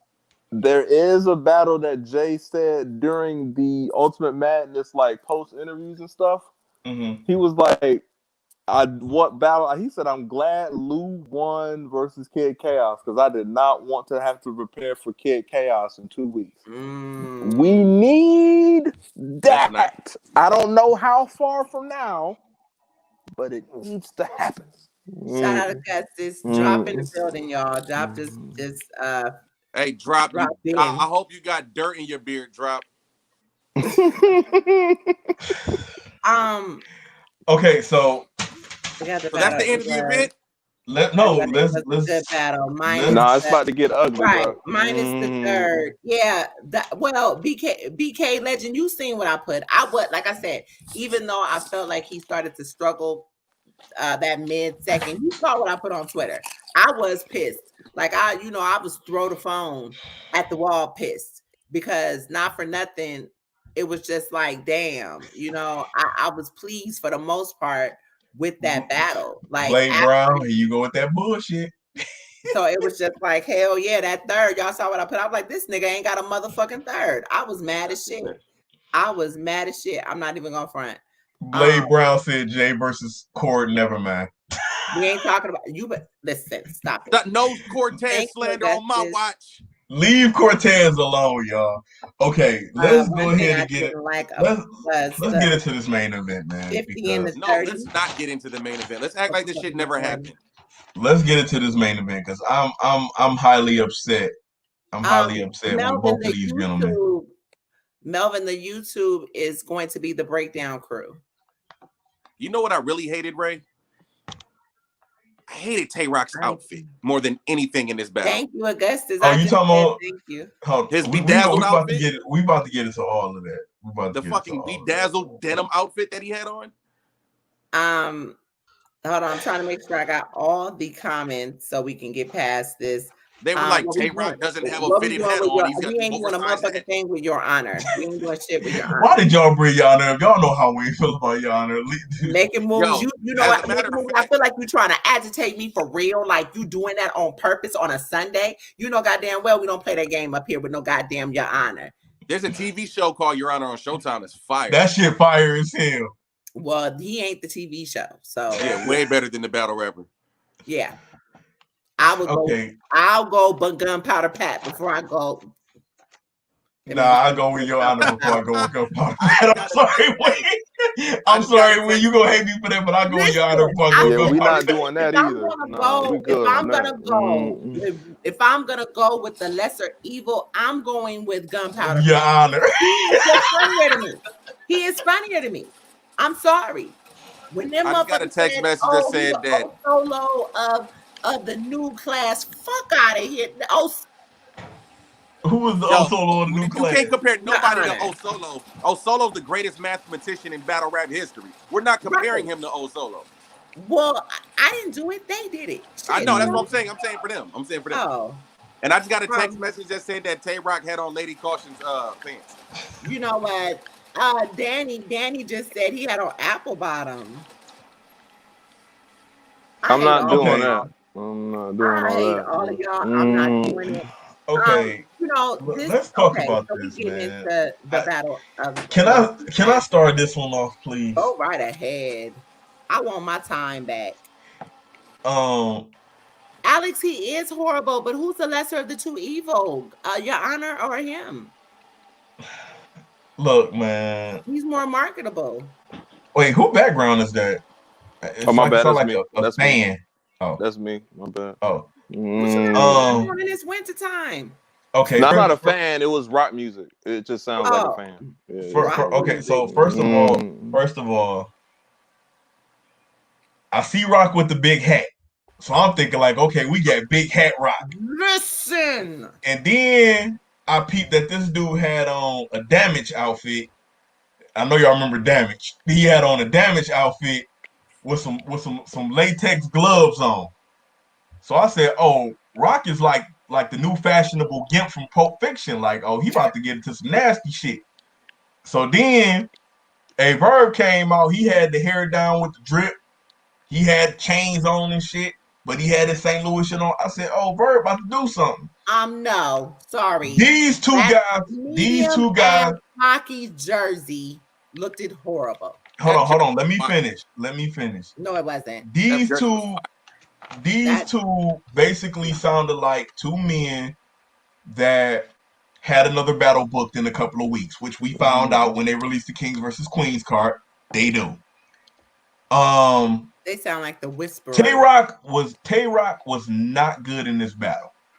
I don't know if it was because he had to run in with Daylight and then he turned around and had a run in with Murder. But this was not a good Tay Rock. The alphabet bar, the "A you so cheesy," the Alfredo bar. Tay Rock, I don't know what the hell he was doing in this battle. It starts with A and ends with A, like anesthesia. Get the fuck out of here, Tay Rock. This was not. Hold on, we about to get to Verb in 1 minute. I just want to focus on this. I'm trying to figure out, like, where did this Tay Rock come from? Because this was not it. This literally was not it.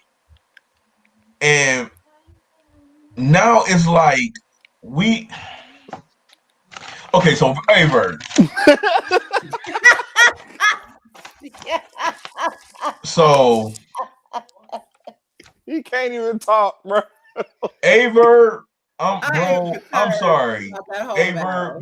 Averb, you gotta either get you a catfish sandwich or like, I'm not even telling you to go back to eating red meat. You gotta get a catfish sandwich with some Louisiana hot sauce or some shrimp scampi or something.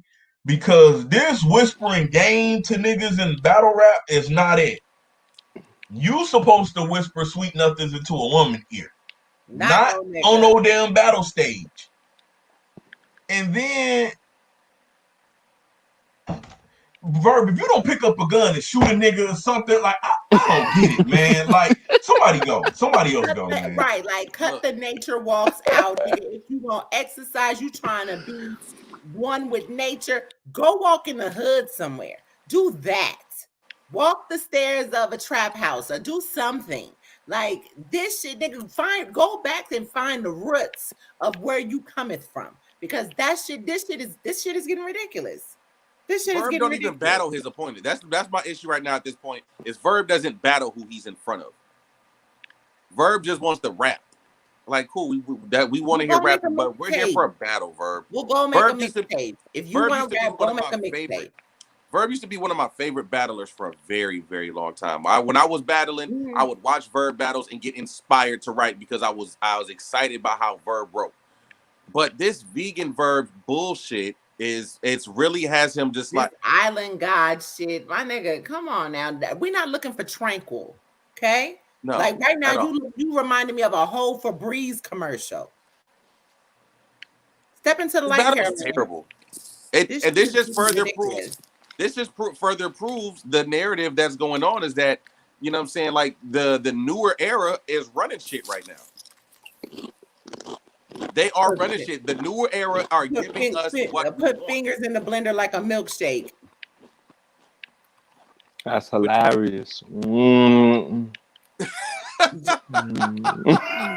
not doing this. We're not doing this. I mean, that's like I'm not. I don't know how Verb is still being booked. I really don't. I don't understand. Yes, child. The Febreze commercial, like you know how y'all know Febreze. Come on now. I love that slow motion Febreze, and it's like you can smell it. You know when they always do their new fragrances, the Hawaiian whatever. You know what I mean? I'm big on smells. So yeah, you know how they go and they do where my Febreze? Here we go. Yeah, you know how they go and they, you know, the spout come out and they got the slow motion. That is the way I look at this nigga right now. Like dead ass. That's exactly the way I feel like I'm looking at an island breeze. Matter of fact, this is the scenery that I feel like I'm looking at. When this nigga rap. I'm sorry. That's the way I feel right now. I do. Verb think he Lux now. I don't even feel like he thinks he's Lux. Because Lux gives me more of a battle feel. I can get hyped listening. Even though I don't feel like he's saying a whole lot all the time, I can get a lot more hype with a Lux battle than I can a Verb. Verb is on some lion tigers and spoken word poetry shit. We're not at a poetry slam. We at a fucking battle.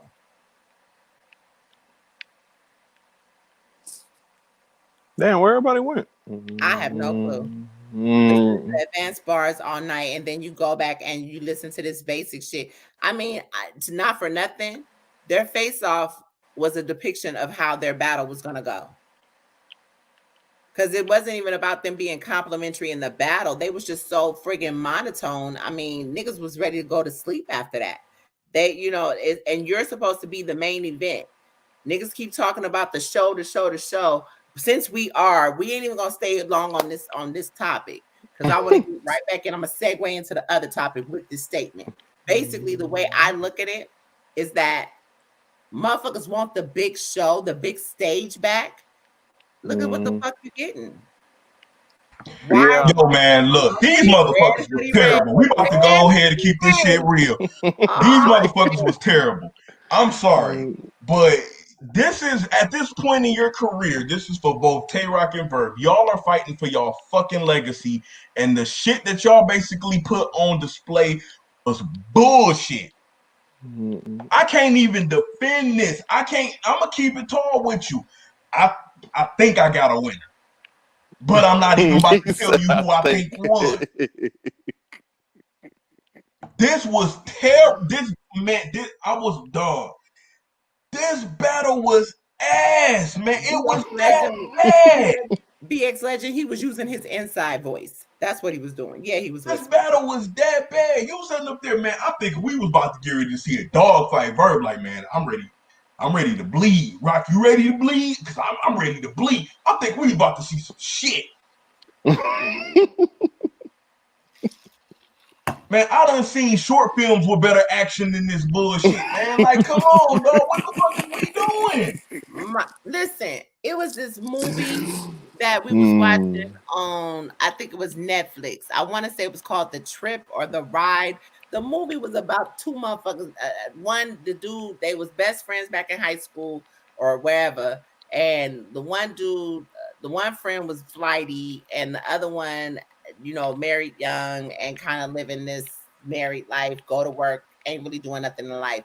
His friend lies to him, takes him on a road trip, and the rest of the hour and 15 minutes of the movie, these motherfuckers is in the middle of the desert, burning up, freezing. If anybody's ever been to the desert, at night the desert gets really cold. Man, listen, I've been deployed. Right. It is terrible. It's heating up. Then they get cold. That was the rest of the damn movie for a whole hour and 15 minutes. Them motherfuckers talked, true confessions and all this other shit, trying to find a way to get the fuck up out of there. They rob an old man for a car. That shit didn't work off, and they sit up, sleep. Man, fuck that. Wing Smack had better bars when he kicked the motherfuckers off the stage. Let's keep it real. Okay. Smack had better bars when he kicked everybody off the stage. Them two niggas was ass cheeks, especially for the fact that you got two legends like this. They was ass, man. Man, matter of fact, let me quote. That's how boring I was. To quote Joe Budden, I'm doubling down. That shit was a 2-pack of ass. The fuck is y'all talking about? Red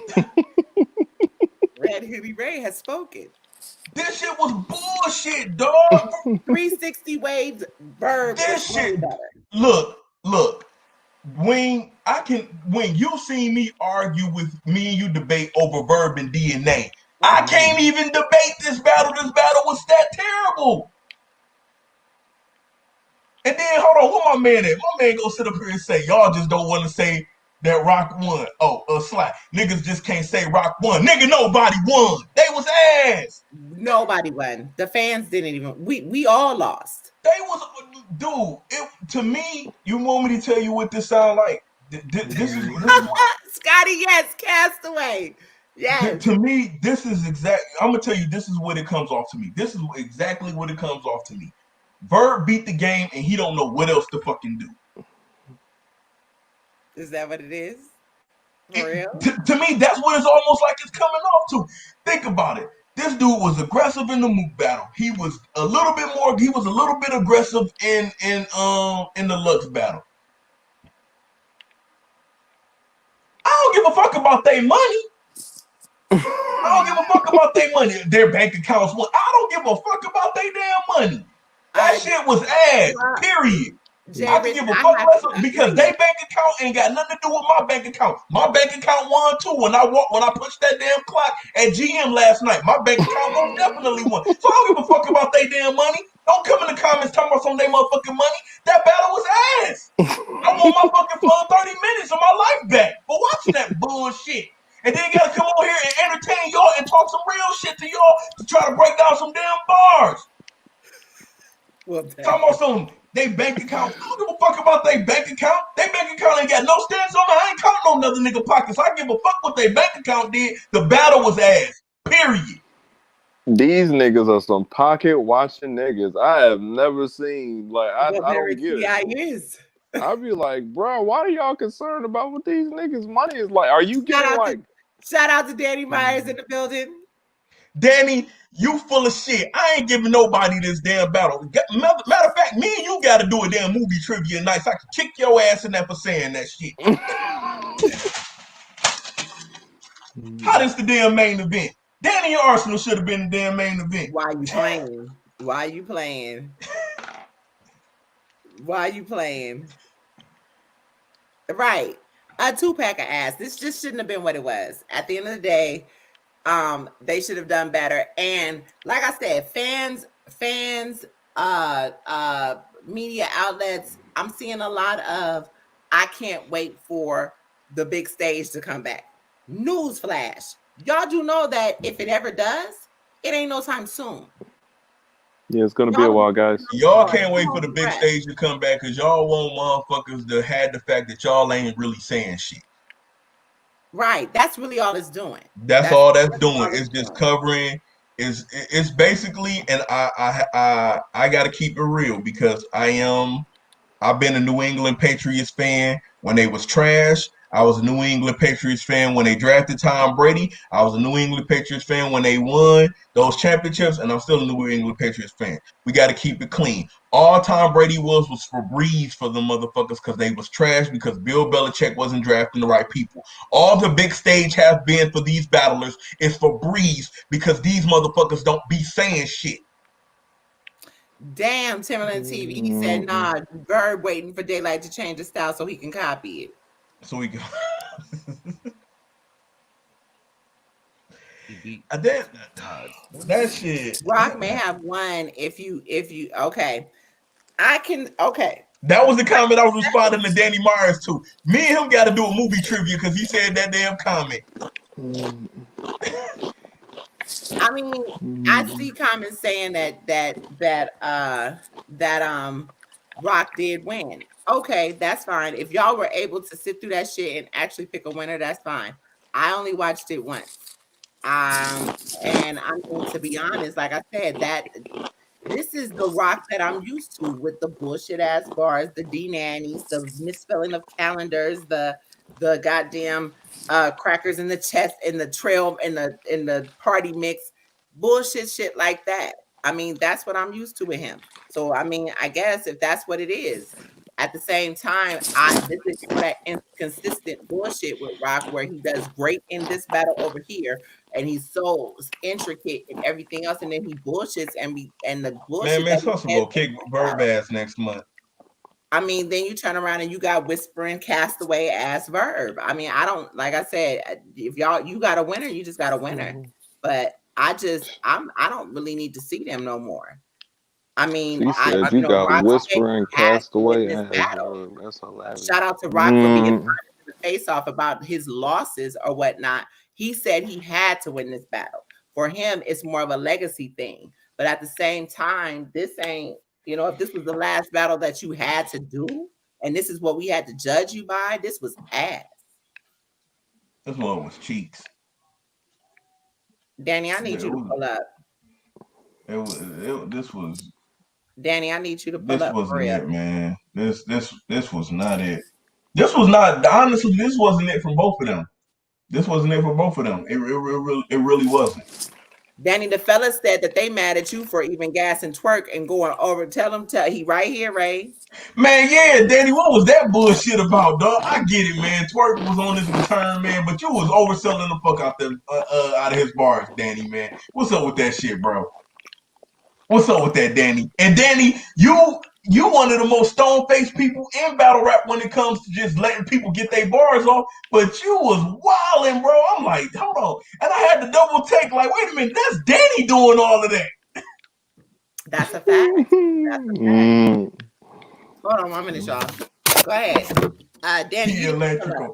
Danny, no, Danny. I'm not about to let you slide with that he electrical. Danny, I done seen motherfuckers say some of the coldest shit to you in the ring, and you stand there like these, arms folded, like you ain't saying shit. Like, damn, man, come on, Danny. Come on, Danny. Don't do that. Yeah, that ain't it, Danny. We ain't doing that. I'm bad we still talk about this bullshit battle. Get these niggas the fuck out of here. This battle was terrible. Everything about it. Terrible. I literally stopped in the middle. I stopped after the A in the forehead like Captain America bar. I was out. Okay, so can we talk about something else, man? Kings versus Queens 2. Well, we got one of the battles that we wanted. Yes, we did. Doritos, nigga, they crunchy. Lady Flames. They crunchy, Jay. Jay. They crunchy, man. Hold on, Wayne. We can't hear you. Your voice. I know. I know. All right. Okay. Hey, Danny, if you still out there, I was asking you, do I need to send you the link? But what I was saying was, no. I wanted to stay on the topic first about the main stage. Look, due to COVID-19, we don't know when that shit gonna happen. The main stage could come back 2 years from now, 3 years from now. We don't know. The main stage could possibly never come back. We don't know. He said, Danny Meyer said, send him the link. If the main stage don't come back, you know who ain't gonna be sad? Huh? If the main stage don't come back, I'm not gonna be sad. I promise. I'm not gonna be sad either. I don't really care. I really don't. It's not that serious for me. One of y'all just said that the main stage. Y'all want the main stage to come back because you want to be able to camouflage that bullshit that these niggas be saying. No, right now you got to work for that money for real. Hey, DX Legend, I agree with you. Crowd, no crowd, that battle was terrible. I believe if that battle would have happened on stage, they both would have been booed off stage. They would have booed them. They would have booed them. I just sent it to you, Danny. And then Verb would have been like, New York always boos me. That battle wasn't it, not battling each other. I don't want to see, to be honest, I don't want to see Rock and Hustle. I really do want to see Rock and Hitman. I was confused about why Rock and Hustle wasn't battling. I was like when I saw the lineup for the card, I was really confused about it because even though I don't want, like, I kind of want to see it, but I don't want to see it that much. It didn't make sense for you to put both of them on the same card, but not against each other. Am I the only one that thought when they announced the Verb and Hustle battle that it was gonna be Hitman? Bar God. I thought it was too because they most definitely did they definitely did a juke on it for sure. Okay, I thought it was Hitman. Yeah, but yeah. Bar God, welcome to the show, sir. Danny is here. Oh, salutations! What's good? What's going on, brother? Bro? The thing about twerk is I think if you're in the building and you feel the electricity live, you'll see it's a difference between watching them and actually experiencing it. Like he is a show. Like twerk is a show. Like, and so it wasn't really gassing. It was, that was, first of all, y'all knew that was gonna happen anyway because it's return. Niggas gonna already give a nigga the gas when he come back anyway. But I definitely like what Jada Nightwing was saying. He had a lot of real shit. I think maybe his attacks were too spaced out a little bit, and that maybe it took a little too much time to get to the good shit. Mm-hmm. But Jay was rapping. I think Jay definitely out-rapped him. He out-rapped him, but I don't know if it even mattered who won that battle. I don't know if absolutely it does.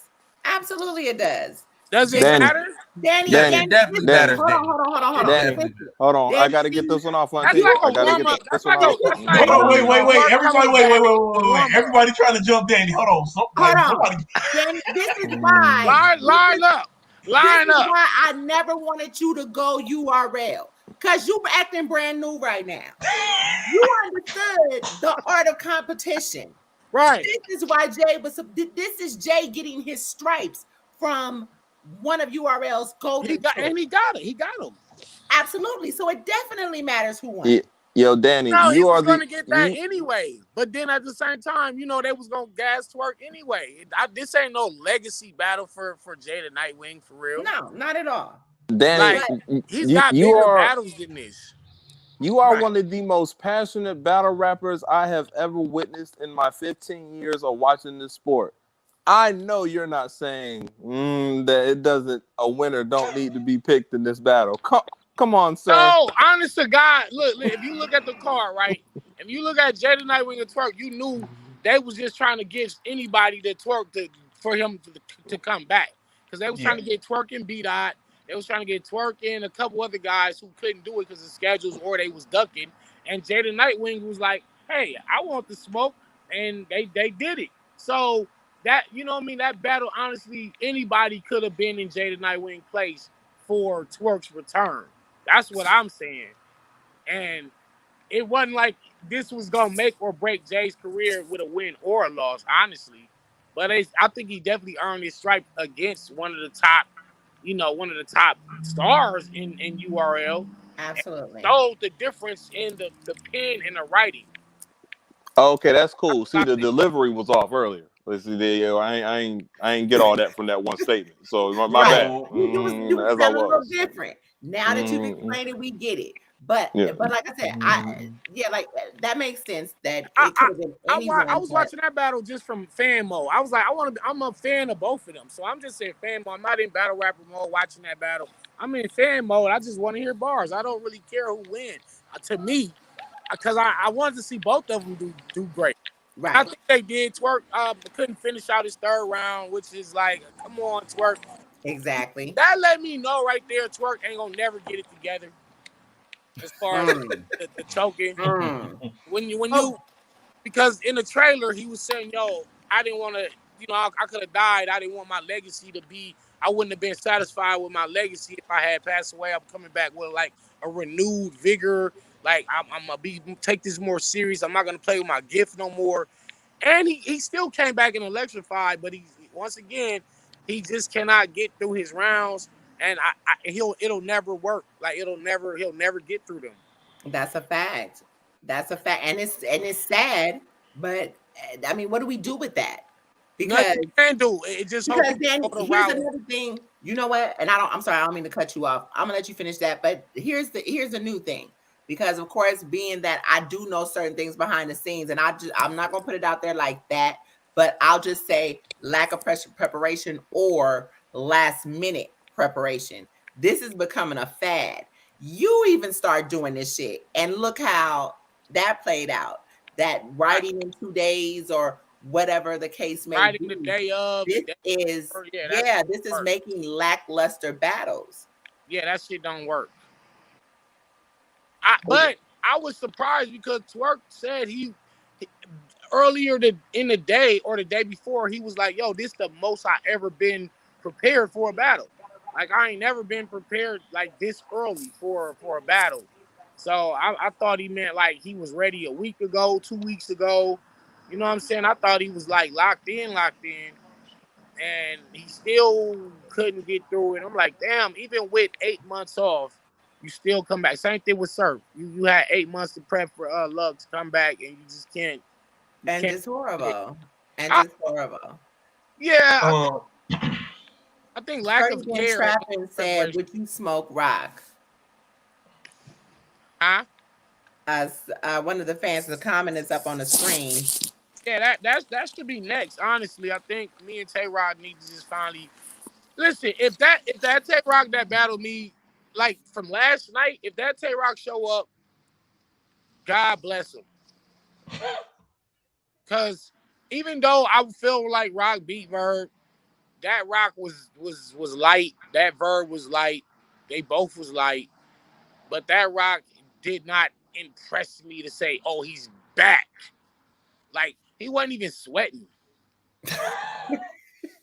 You know when Rock is really And it wilding, matters. Yeah. when he Yeah. wilding, he's Yep. sweating and shit. He wasn't even like that literally was light work for both of them. It was like they just went in there just to it didn't feel like they was trying to kill each other. At I all. It said felt I like they said was earlier trying to do the rounds just to get their back end of the money. I said earlier on, Danny, I don't know if you didn't hear this part. I said to me they both sounded like two guys that had battles coming up next month. And we found out that from Kings versus Queens. Wow. To me, that's what it sounded like. But I would think they would give each other all the firepower and go light with the Kings versus Queens. You feel me? Like, why would you go light in a legacy battle like that? That battle probably just should have happened years ago, and Right. Yeah. it would have been way more amazing had it happened 6-7 years ago. But I think too much time passed by, and you just don't get the. And that's what be happening when you take too long to get Yeah. Mhm. these battles. That's like you want to see Mook and Hollow, you want to see Math and Mook and all these other ones that you want to see, but it's that it so much time passes by that the fans lose interest, the battlers themselves lose interest, and then if they do battle, it just be like some old whatever shit. Well, see, but here's the other flip side to that. Like I said in the face off with Rock, I felt that because yeah, you're on well, you got the drama over here. You're actually at a loss right now. You're not even on a high. You really do need this battle.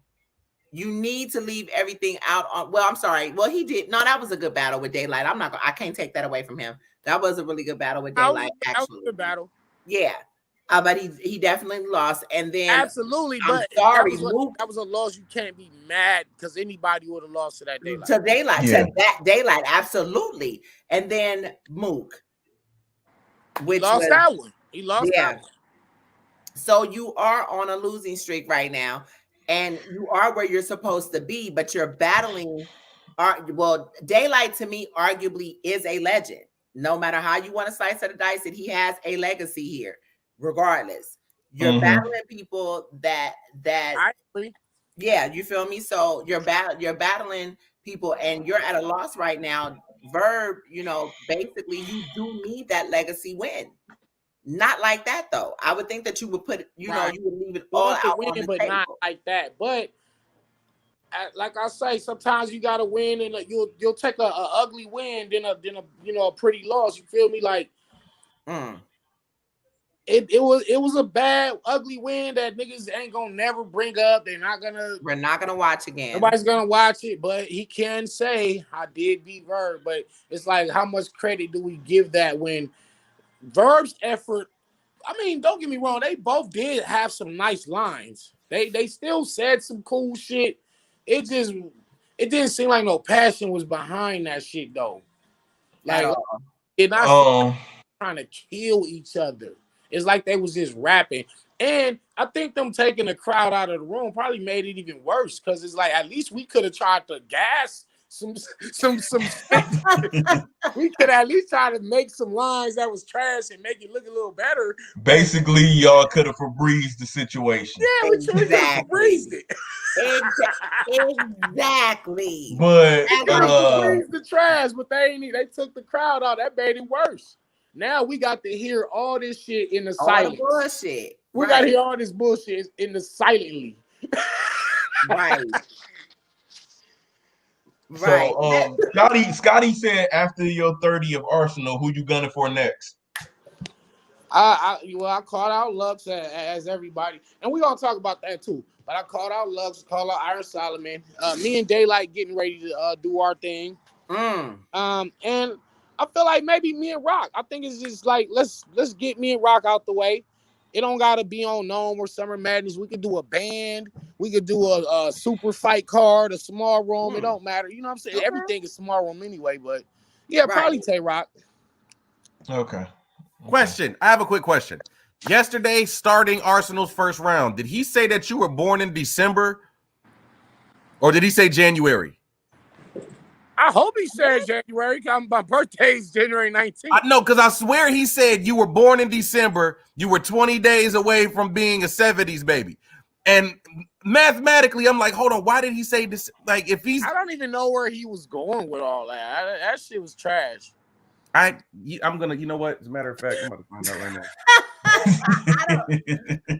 Let's get your recap. Even if he got it right, or if he got it wrong, like what significance? Where did that connect to? Yeah, I didn't get it either. What significance does my birthday have to do with? He was just trying to say that you're old. That's all he was trying to say. Yeah. You're old. That's it. That's all it was trying to say. That's what I took from it. But I mean, everybody's older still. I mean, I didn't get it. So I didn't get it. But I want to do this. That going into preparing for this battle or whatever.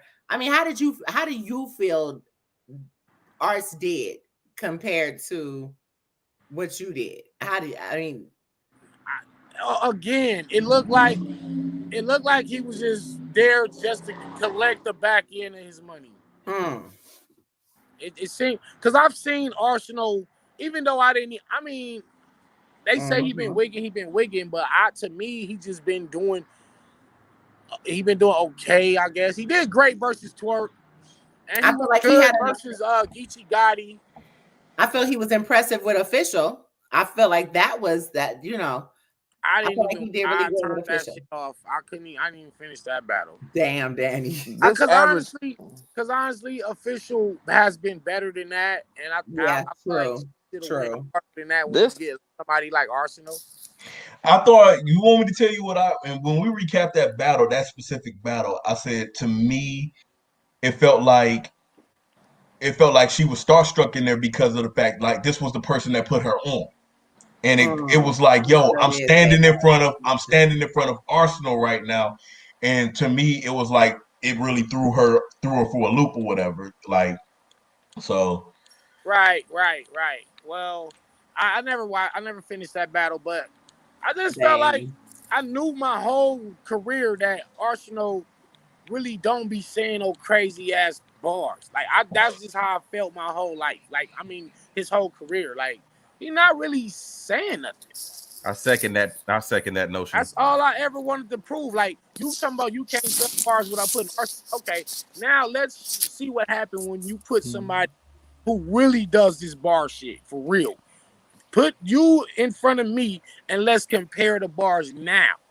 And it just was no comparison. Because all it was Vicky this, your kid Right, that, predictable. and that was the majority of his attacks for all 3 rounds, and it started to sound repetitive. Okay, he said January. Never mind. Oh Yeah, it just God. started to sound repetitive. Yeah.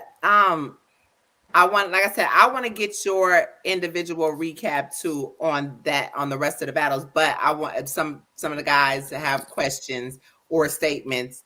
They're asking what, other than Mook and Lex, of course, the rookies that's in your top 10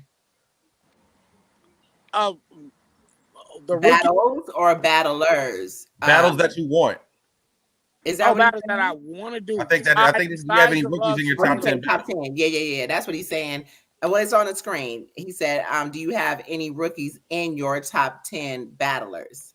Oh, mine is I like Real Sick. I like Kid Chaos. You know, Ace I mean does well when he gets through his rounds for sure. But I think Easy the Block Captain is like the clear cut. I feel like he's the clear cut best one right now. Because he's been able to go in there with veterans such as Cortez, myself, and T Top and get crazy on it. So I think, Easy is one of those guys, and he should be getting some, good plates and more looks, more money. Okay, so Sly been in the comments. He's been trolling you. He's been saying that Stewie is the bar that guy. Stewie Newton is the bar guy because you lost to him, and that Stewie Newton deserves Lux next, not you. Shout There out will to be the no Stewie slander, Roundtable Northwest shit. That's why shout out to Stewie Newton. That battle wasn't his fault. Like it was me. I had, like I said, I had just battled Chess, and I was I literally was battling like every couple days, and so I didn't have enough prep time for that one, and I tried to write the night before, went in there and choked all 3 rounds, and Stewie just body bagged me. But the thing is, even though he body bagged me, people never really give him the real credit for it because they like, well, yeah, you didn't get the real Danny though. You know what I'm saying? That's kind of how they take it away from him. But that wasn't his fault. Stewie had been chasing you for 4 years before since the Hey, and I'm such a real man. I'm such a real man that URL was trying to vote that battle, and I was the one that demanded that. I'm the only reason that battle came out. Damn, really? Dead serious. Like Stewie will tell you, KG the Poe will tell you. They was like, we're not dropping this. This is a waste of everybody's time. It wastes money. It's like we're gonna vote. I said, nah, no. I want the same energy on myself that I want on the other niggas that choke. When you choke, don't hide that shit because you're out. Fair to the nigga who put his time in. Because the goal at the end of the day is to win. You don't give a fuck if that your man choke. You don't care if you beat him or he was whack or you edged it out. You just want to win. So don't take that away from somebody. And especially, I didn't want that to be taken away from one of my West Coast brothers. Yeah. You know what I'm saying? Right. So I was the reason the battle even dropped anyway. So I wasn't hiding it. It was, hey, he won. I wasn't ready. He got me fair and square. Move on to the next thing. Right. Let me ask you this. Stop fucking around to get beat up by Stewie too, man. Stop playing, nigga. Like Stewie fire. Let me ask this, Danny. Okay, so overall, do you have a battle of the night for this event? Hell no. He said K-Shine the Chiller. Without a question. Okay. Well, K-Shine and Chiller was the battle of the night for you? Huh? You said K-Shine and Chiller was the battle of the night for you? Easily. That was very one-sided though. Well, what was okay? Well, what was the battle of the night? I'm probably gonna say DNA and Av was way better than Chilla, competitive wise. Really? Competitive wise, that was Damn. better. Danny said, really? No, I'm just saying that because I didn't see Av and DNA. I only saw the last rounds. Like Oh, if you okay. watch like from a competitive It looked standpoint, like DNA was spazzing on that man. oh, he snapped in at Oh third. yeah, that third round was ridiculous. Yeah. So who won? A lot of I people gave give it. it to DNA. I gave it to DNA. Mike, you said Av, right? I gave it to Av personally. I had DNA. E had DNA, and Wing had DNA. And you know, majority of fans have DNA winning, and I can't even be mad at it. He did great. But I Good think job, Jerry. from a competitive standpoint, Shine did step up his bars for this one. To me, I thought he stepped up his writing a little bit. He was doing a little more sneaky shit. It wasn't as advanced as what Chilla does, but you can't expect that from K Shine. K Shine never was like no elite lyricist. So going into the battle, you're not expecting Shine to be like this loaded Lux ass all of a sudden. But Shine is competitive, and he never really folded under pressure when Chilla was putting like that freestyle shit with the wire. With the wire that first round. Yeah, man, I saw that shit coming a mile away, and that's why we went crazy because I'm like, oh shit, Chilla about to freestyle this shit. Because I know as a battler, if that was happening to me, I would have did it too. I would have been like, oh yeah, you like niggas putting wires on. You know what I'm saying? I would have just did something real easy. And Shine didn't really fold. Like, he came right back. I thought it was a good battle. Atlanta since '82 said, "Explain the gun forgiven line." Yeah, I was trying to get back to that comment. Damn, that was versus Hollow, right? Yeah, I believe it was. Oh my god, I gotta have the bar in front of me. You know, I've been going back and forth with niggas about that bar since the battle happened. I think I'm gonna have to just drop the breakdown on my channel. Yeah, man. Yeah, you need to do a bar breakdown on that one. What you think? Oh, okay. So he's La Familia said, would you think that a 30 by Chilla would humble Shine? But he said no. I don't think that he lost. Well, That's crazy. Damn. Well, first of all, I'll say this: Shine has been on a hell of a run, winning battles. He's been winning. Mm-hmm. So I feel it's when you have enough, like a cool little winning streak, it's okay to lose sometimes. Like, especially to elite competition, it's nothing to hold your head down about. You know, as a rapper, you definitely want to win every battle, but sometimes somebody's just gonna have your number that night. You feel me? And to lose to that Chilla is nothing to be ashamed of. You feel what I'm saying? That's like Rock losing to Daylight. Yeah, you did great and you lost to Daylight 3-0 to me. It was a 3-0 on Daylight's behalf. But it's like you can't be mad at losing to that because Right. like the highest shit in the world right now. So that Chilla, dog, I don't know too many people that would have beat Chilla that last night. Right. Blade Brown said, "Danny Myers versus Method Man. We ain't forget, fool." Method Man, no, this I'm not no regular. This ain't the regular shit, man. Meth know better than that. I would do it for sure. I mean, it's Method Man, you know what I mean? But I would smoke his fucking boots. So We were actually rating the event overall. In the building for you, what would you rate it 1 to 10?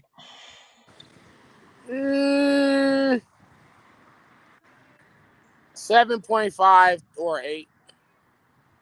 Really? That high, huh?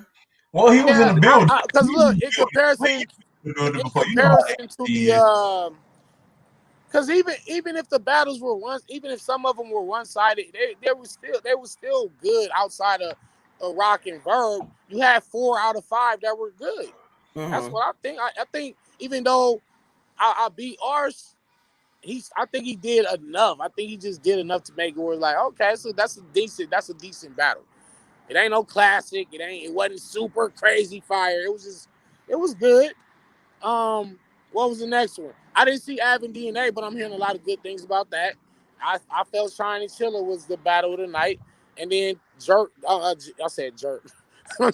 Jerk. I'm trying to say Jay and Twerk together. Right. But Twerk and Jay Nightwing was also a good battle, and then so you got 4 out of 5 that was good. So I don't know what 7.5 is a fair rating. I Even felt if the same way. one-sided. I give it that like a B plus. But did the echo in the building I was hated that? that shit. Yeah, it's like Listen. Let me tell y'all something. I clown Surf when he said versus Lux. The echo was fucking him up, and I was clowning. I was like, nigga, what the fuck? I don't want to hear none of that dumbass shit. And lo and behold, parallel universe happens. Now, when I'm battling Arsenal, I'm fucking up on some of my lines because the echo really was fucking with me, and I don't want to battle there again. How do you feel about these locations that URL and Caffeine are picking? right. Yeah. Well, where we battle at, it's like it's almost like a movie studio, and they have like 6 or 7 or 8 different film studios. So they Smack and URL just be choosing different ones. That was the first time we rapped there. That was like a empty warehouse type of thing. You know what I mean? I So we think should be seeing that in the next John Wick movie. But go ahead. right. Right. Nah, yeah, like we really been battling on like Hollywood sets and shit, man. I mean, I think they're just doing the best they can in this COVID time. Like there's not no venue you could go rent out right now, so I don't mind them doing what they're doing. I didn't really like that room, and I don't want to rap in there again. Mhm. So But why can't so I presume that Caffeine is based out of yeah, LA? they're based out of Los Angeles, so Oh. they like own they own this parking lot with a gang of movie studios. So that's like the Oh, home well. base.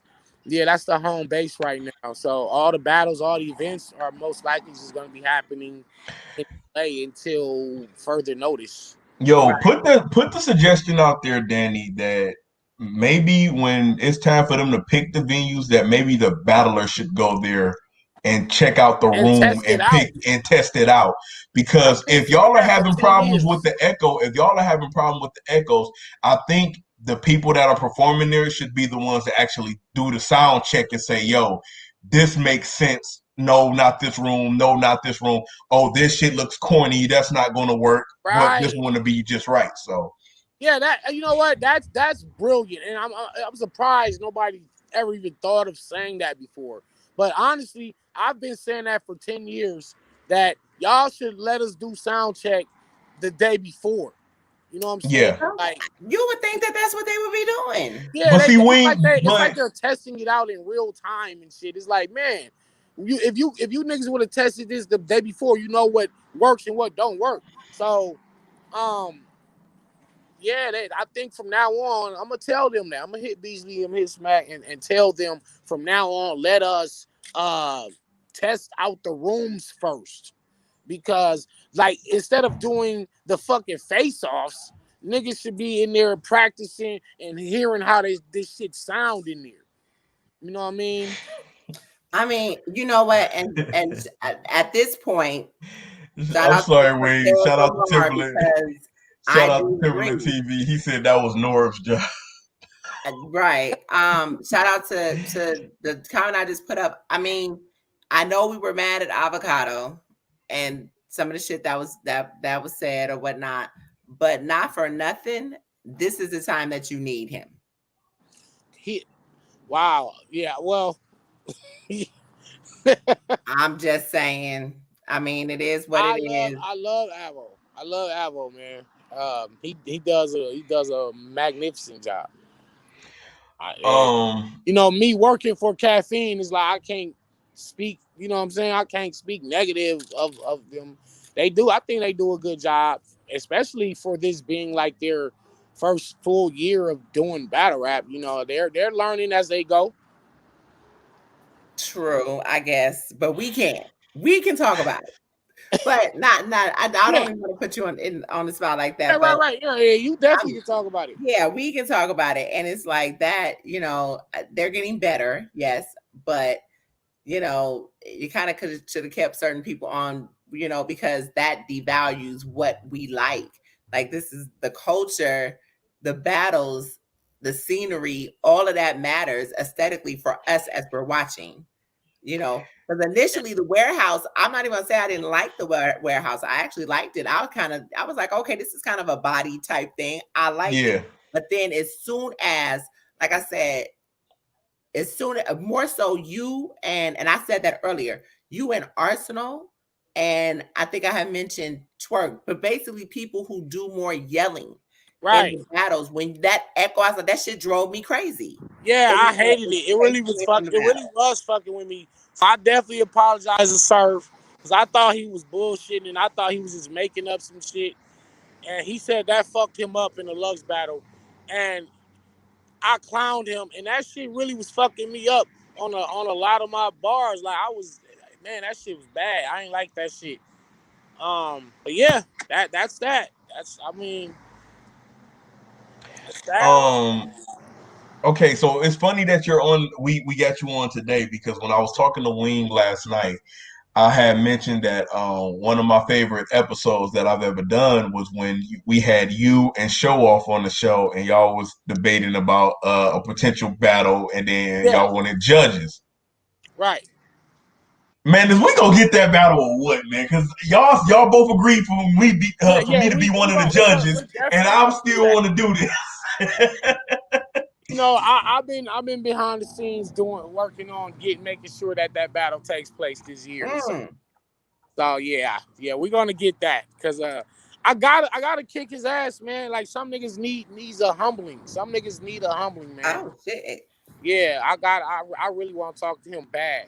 Like some shit just are rivalries. You know what I mean? Like when I have a grudge against a nigga, it get bad on their ass. So and money is on the line. Nigga, please, I Right. got bills. You think I'm finna walk away with nothing? Nigga, fuck out of here. But anyway, but I think anyway, I think La Familia was asking you too. One of the guys in an earlier comment said, "How many more battles do you think you have?" I mean, I damn, I could really battle forever. Like honestly, I don't run out of bars. I'm the bar guy. I don't run out Right. of bars, but running out of battles that make sense. That's Right. what Mhm. kind of. I think people don't really realize my resume is actually is kind of crazy. You understand? Like I battled the Verbs. You know, I battled Verb. I battled Charlie Clips. I battled Shine. I battled DNA. Battle Pat Stay, Battle Hollow the Don, Battle Disaster, I battle O-Red, I battle Chilla, I battle JC, I battle B-Dot, I battle Rum Nitty, I battle Geechee, and not just them, but the unsung niggas. The fucking Mac Myrons, the Stack Mhm. Almighties, the Bricks Mhm. Belvederes. When I be saying I'm the GOAT, that's what I be talking about. You feel what I'm saying? So when it comes to battles, like how many more are left? Obviously, me and Daylight, me and Lux, me and Iron Solomon, me and Ilmac. That's 4 Oh offhand. yes. Oh You ain't You and Illmatic.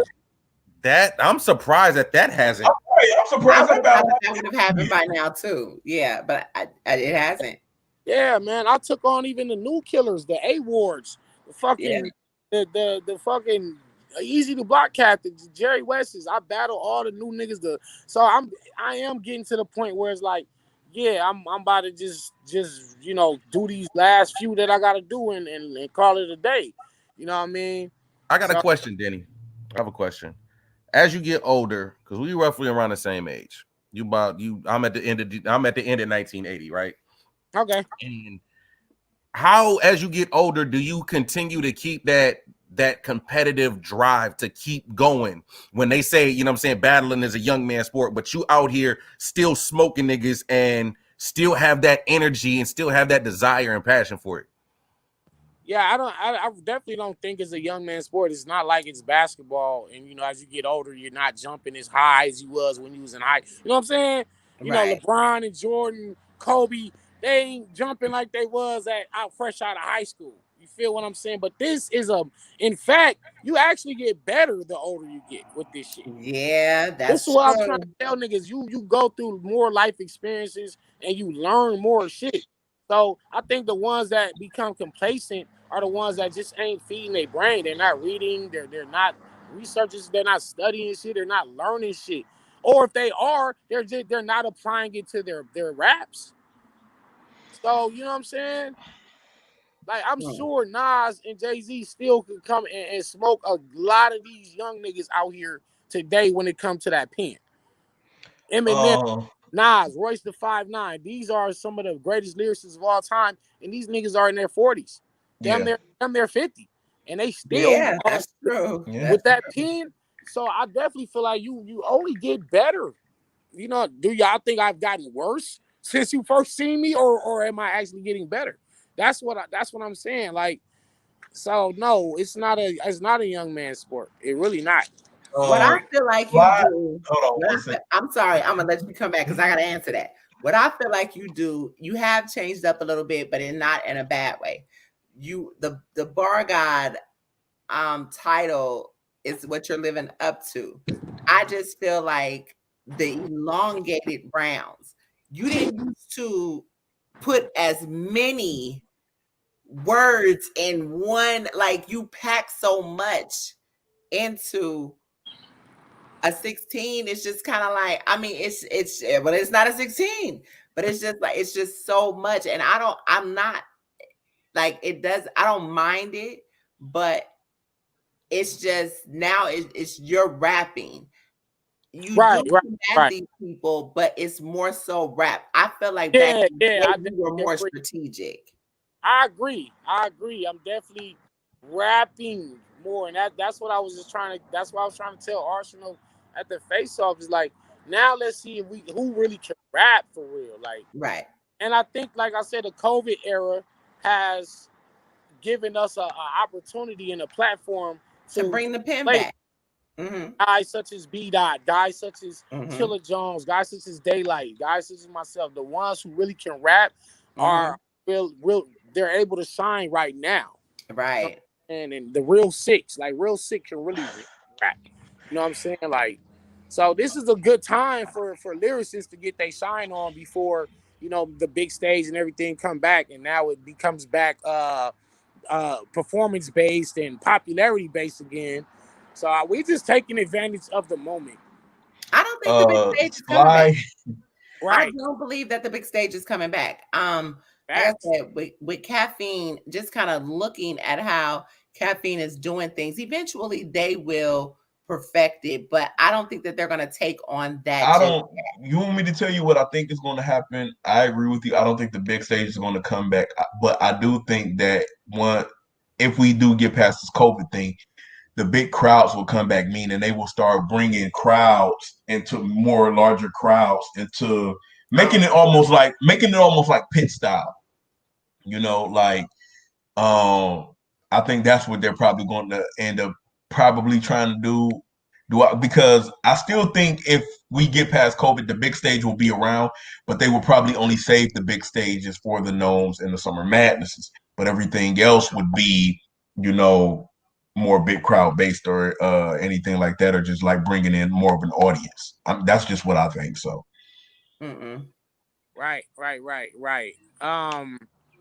Wow. So listen, if let's just say the big stage never comes back, Mm-hmm. or it takes 3 to 4 years, Mm-hmm. how many careers does that affect? I mean, guys, I'm talking Ooh, about guys. Danny, let's talk I about mean, it. I'm it's gonna talking about to guys keep who it are real. always To established. keep it real, it's going to affect a lot of people. Facts. It's going to affect a lot of people that thrived on the big stage because a lot Ooh. of them is not thriving now. So So so the if we so the give it an serves, additional 3 to 4 years, it'll look ugly. the Tay Rocks, the Shotgun Shugs, like it's kind of like, damn, you took away one of their elements. But this exposes to me, this really just exposes that these niggas wasn't like real battle rappers in the first place. In the first Two place. two things can happen in this situation. Either A, you evolve, or B, you die. Right. Just like everything in life. If you do not evolve, Right. you fade into You the gotta dark. adapt to whatever the situation might be. And So you would think them coming from the vets, God tiers, coming from that era to begin with, you would think that the transition would not be so hard. right. I would think. That's just me. I mean, I literally started on the street corners, the blocks, the fucking house parties, the high school lunchroom. I came from like the essence. Like I was born in 1980, so I started rapping like 1990, 80, around 89, 1990. So I started battle rapping in 92. And so I come from when this shit was in its infancy. You know what I mean? Outside of fucking, Busy B and Rakim and Kumo D and all them, like I'm like a second generation battle rapper. So this shit is kind of like actually just taking it back to the roots for me. So I don't got no problem with it. But I can rap on a stage. I can rap on a big stage, a small stage, a medium stage. You listen, y'all have seen me on a rooftop with Emerson Kennedy. Y'all see me on a goddamn basketball court with Twerk. You see me on a stage with Pat. And that was a fire battle. You saw me on a stage with Pat Stay. You see me in a goddamn phone booth. You see me in a nigga front yard, bro. Like literally Danny Myers versus Hayes on YouTube. I went to the nigga front yard. Like I do this wherever. But a lot of these guys, then they not adjusting to these environments, and they need the crowd, they need the energy, they need the gas, they need all they homeboys, 20 homeboys, like how they used to bring. That first of all, a lot of shit changed in this caffeine era. First of all, real nigga time, that went away. Completely. When you say right. 2 o'clock, 5 o'clock, it start right then and there. It got a timer on the screen. You understand? The shit got a timer. So the real nigga time shit is over with. Because I remember when niggas like, what time it start? Oh, it start around 4 o'clock. Shit didn't start to 7 or 8. You know what I'm saying? And the battle used to run all the way to 11, 12 o'clock at night. Motherfuckers are tired, sleepy. The crowd is dead for some of the battles because they've been standing up and been in line all day. All that shit is over with. Okay? The entourage shit. COVID kind of like stopped a lot of that gas shit. And I think that'd be part of the reason why niggas like when Mook and Rock battled, Mook brought like 30 niggas with him. And they was like, dog, we ain't letting all these niggas in here. And Mook like, what? Okay, well, Rock ain't gonna have no niggas in here either then. So, and they didn't want it to be a situation where Mook got 30 niggas with him and they gassing everything. Mook didn't need that. Like, Mook beat that man with nobody in the fucking room. With nobody there, right. But to take away the possibility of people saying Mook only won because of he had 30 niggas, you know what I'm saying?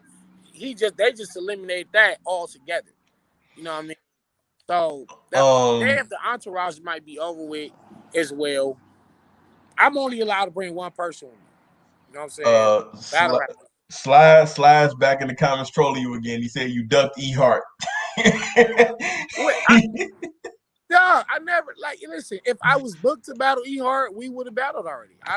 Come on, man. Yeah, listen, I'm the nigga that called out I called out the whole battle rap coach. And he said, stop ducking Ike P. Stop ducking Ike P, right. Right. Oh, man. Making Moves Major says we need the pit setting with fans. That's my personal favorite setting. She was leaving. That battle with you and Disaster was pit. It was a pit setting. Pit style. That's my favorite setting in all of battle rap. I think that's the best setting. That's my favorite setting because the crowd is like literally like a part of the battle and they can right there with you. I don't like when it's like I'm on stage and the crowd is way back over there. How like me and DNA battle. That's kind of why that battle is trash. Yeah, but I like the pit, man. But I don't know when this COVID shit gonna be over. So Caffeine and Smack them are just basically just doing what they can really. My question for you is, why wasn't you on Kings versus Queens too, man? You know, Right. that's crazy, dog. Like, Perfect setting for E I Hart. called. I said, give me Vixen, give me E Hart, give me Official, give me whoever y'all want to give me. They didn't give me no call. Sometimes it might be just they have made that call with the women, and the women was like, no, I ain't taking no damn Danny. So Listen, yeah. I'm Danny with has two all the female shit. battles under his belt. Yeah, no. Making Moves Major says he wants to see you with versus Gaddis, not E Hart. I'll take whoever. I'll take that. Why not? That would be a crazy battle. I think. None of Ooh, the ladies. In fact, me and what's her name? Beatrice, whatever. Beatrice. Beatrice, yeah, that's shit finna happen. One Oh round, shit. the one rounder. Oh Lord. God bless her soul. Dude, Jesus. That's gonna be what in Ohio, right? That's in Flint, Michigan. Oh, it's gonna be a Flint. Yeah, it's called Niggas versus Bitches. Oh yeah. Oh, So you y'all always on that card. You on that card. I didn't even know that. Oh my, Danny, how do you feel about that name? You know, Mac Myron's a troll. I didn't like it. I don't like the name, but I definitely don't trip. I didn't like it. Mac Myron is the one who told TDH to call it that. Like he said, niggas versus bitches. And Mac Myron, that's how he really talk. Like that's how he feel. You know, he's a funny dude. And they went with it. I think it's like highly controversial, but I mean, it's very controversial. It's clickbait. It's negative and positive promo all at the same time. I mean, my whole thing is why are we so fake outraged about it when that's what you're gonna get half of the damn battle? Oh, right. So Yeah, I mean, you name the card that you don't name the card that you name the card Kings and Queens, and it's gonna be a whole bunch of niggas and bitches in the rounds. Yeah. So are we not mad because I'm calling you a bitch and I'm calling you a nigga and I'm calling you a dusty asshole and I'm calling you a trout mouth ass bitch and I'm calling you a saggy ball ass nigga? I'll collar every one of them you said. Don't use my round. Real life. I mean, but of course, I mean, you got Kings versus Queens, you got niggas versus bitches. I mean, and then JC, he on both cards, man. Shoot, next thing you know, they gonna say JC is on Hoteps and Hoes. So I mean, like, Hoteps and Hoes. So I mean, like to me, I hate you so much, Ray. I just want you to know that. But to me, put me on Hoteps and Hoes. But to me, I think the thing that throws me off is like when we've had the discussion about it, and like you said, that's where I mean you got the women calling the dudes niggas, you got the men calling the women's bitches in their round. So why get mad at the name of the card? Because this was most of the language that's used in an intergender battle anyway. The battle anyway. Right. The shock and awe, I just don't get. So that's, I mean, that was my thing. That's just that fake outrage shit. Right. Yeah. The thing about it is like that name went crazy. That name has got everybody talking about it.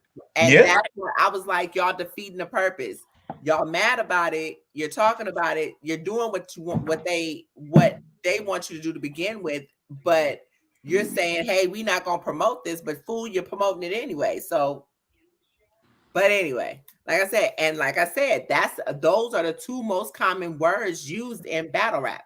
I'm not gonna sit here and say that, okay, yeah, it was the best idea for the card, but it was the best marketing idea for the card. Right. Controversy sells, sex sells. This is America, baby. Absolutely. Absolutely. Let me ask I wanted y'all opinion real quick before I get out here. I just want to ask y'all something. Last night, I called out Lux, DNA called out Lux, and Chilla called out Lux. And by the way, I'm a real dude. None of us knew we was gonna, you know what I'm saying? None of us knew we was gonna do that. Like it ain't like I called Chilla, hey, I'm gonna call out Lux in my round, so you should do it. Then we called DNA, hey DNA, you should call. Right. It wasn't even like that. I didn't even hear I didn't even, matter of fact, I heard DNA's, what was that, his first 2 rounds at the hotel, and I didn't hear none of Chilla shit till he rapped to K Shine, and they didn't hear my shit. So it's like 3 dudes who didn't even know they was gonna call out Lux called out Lux. Do y'all think it's time that Lux come to these small rooms and mix it in with, you know, us common folk? Absolutely. He's so high and mighty Absolutely. up on his Mount Olympus. The guy with the lightning bolt in his hand, looking down on the us, you know, humans. You know, he don't come play. You know what? I don't think he has to, because he's done that already. He's earned his position. It's like now he can pick and choose when he wants to battle. He did this during the same time that before there was the cameras. Before the cameras, I did too though. But I right. was battling before Lux was battling. Hold on, but Mike, I want you to finish your point. I want to say something to Danny. Now I feel like, you know, he's in a space where he doesn't. If he could stop battling today, he'd be good. Facts. You know what I'm saying? He'd be good. His legacy cemented. You know what I'm saying? Now, as battlers and fans, do we want to see him come down there and battle everybody else? Absolutely. But for somebody who climbed that mountain, he's like, you know, I'll do it if I want to, but it's not a necessity because I'm already. Let me tell you something. Here's where I'm finna blow a hole in that whole theory. All right. Bar guy.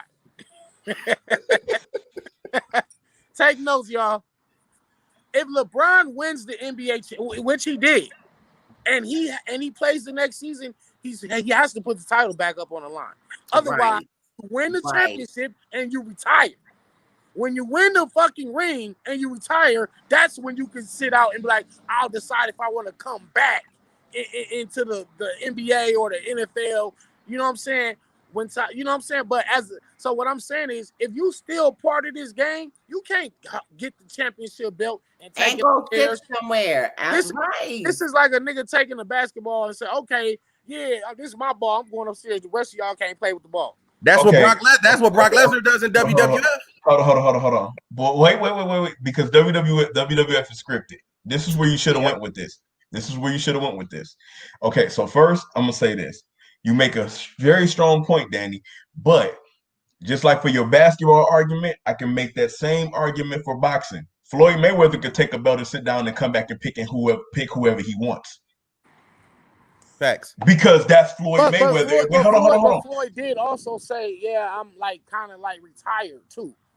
No, this was before he really hung it up.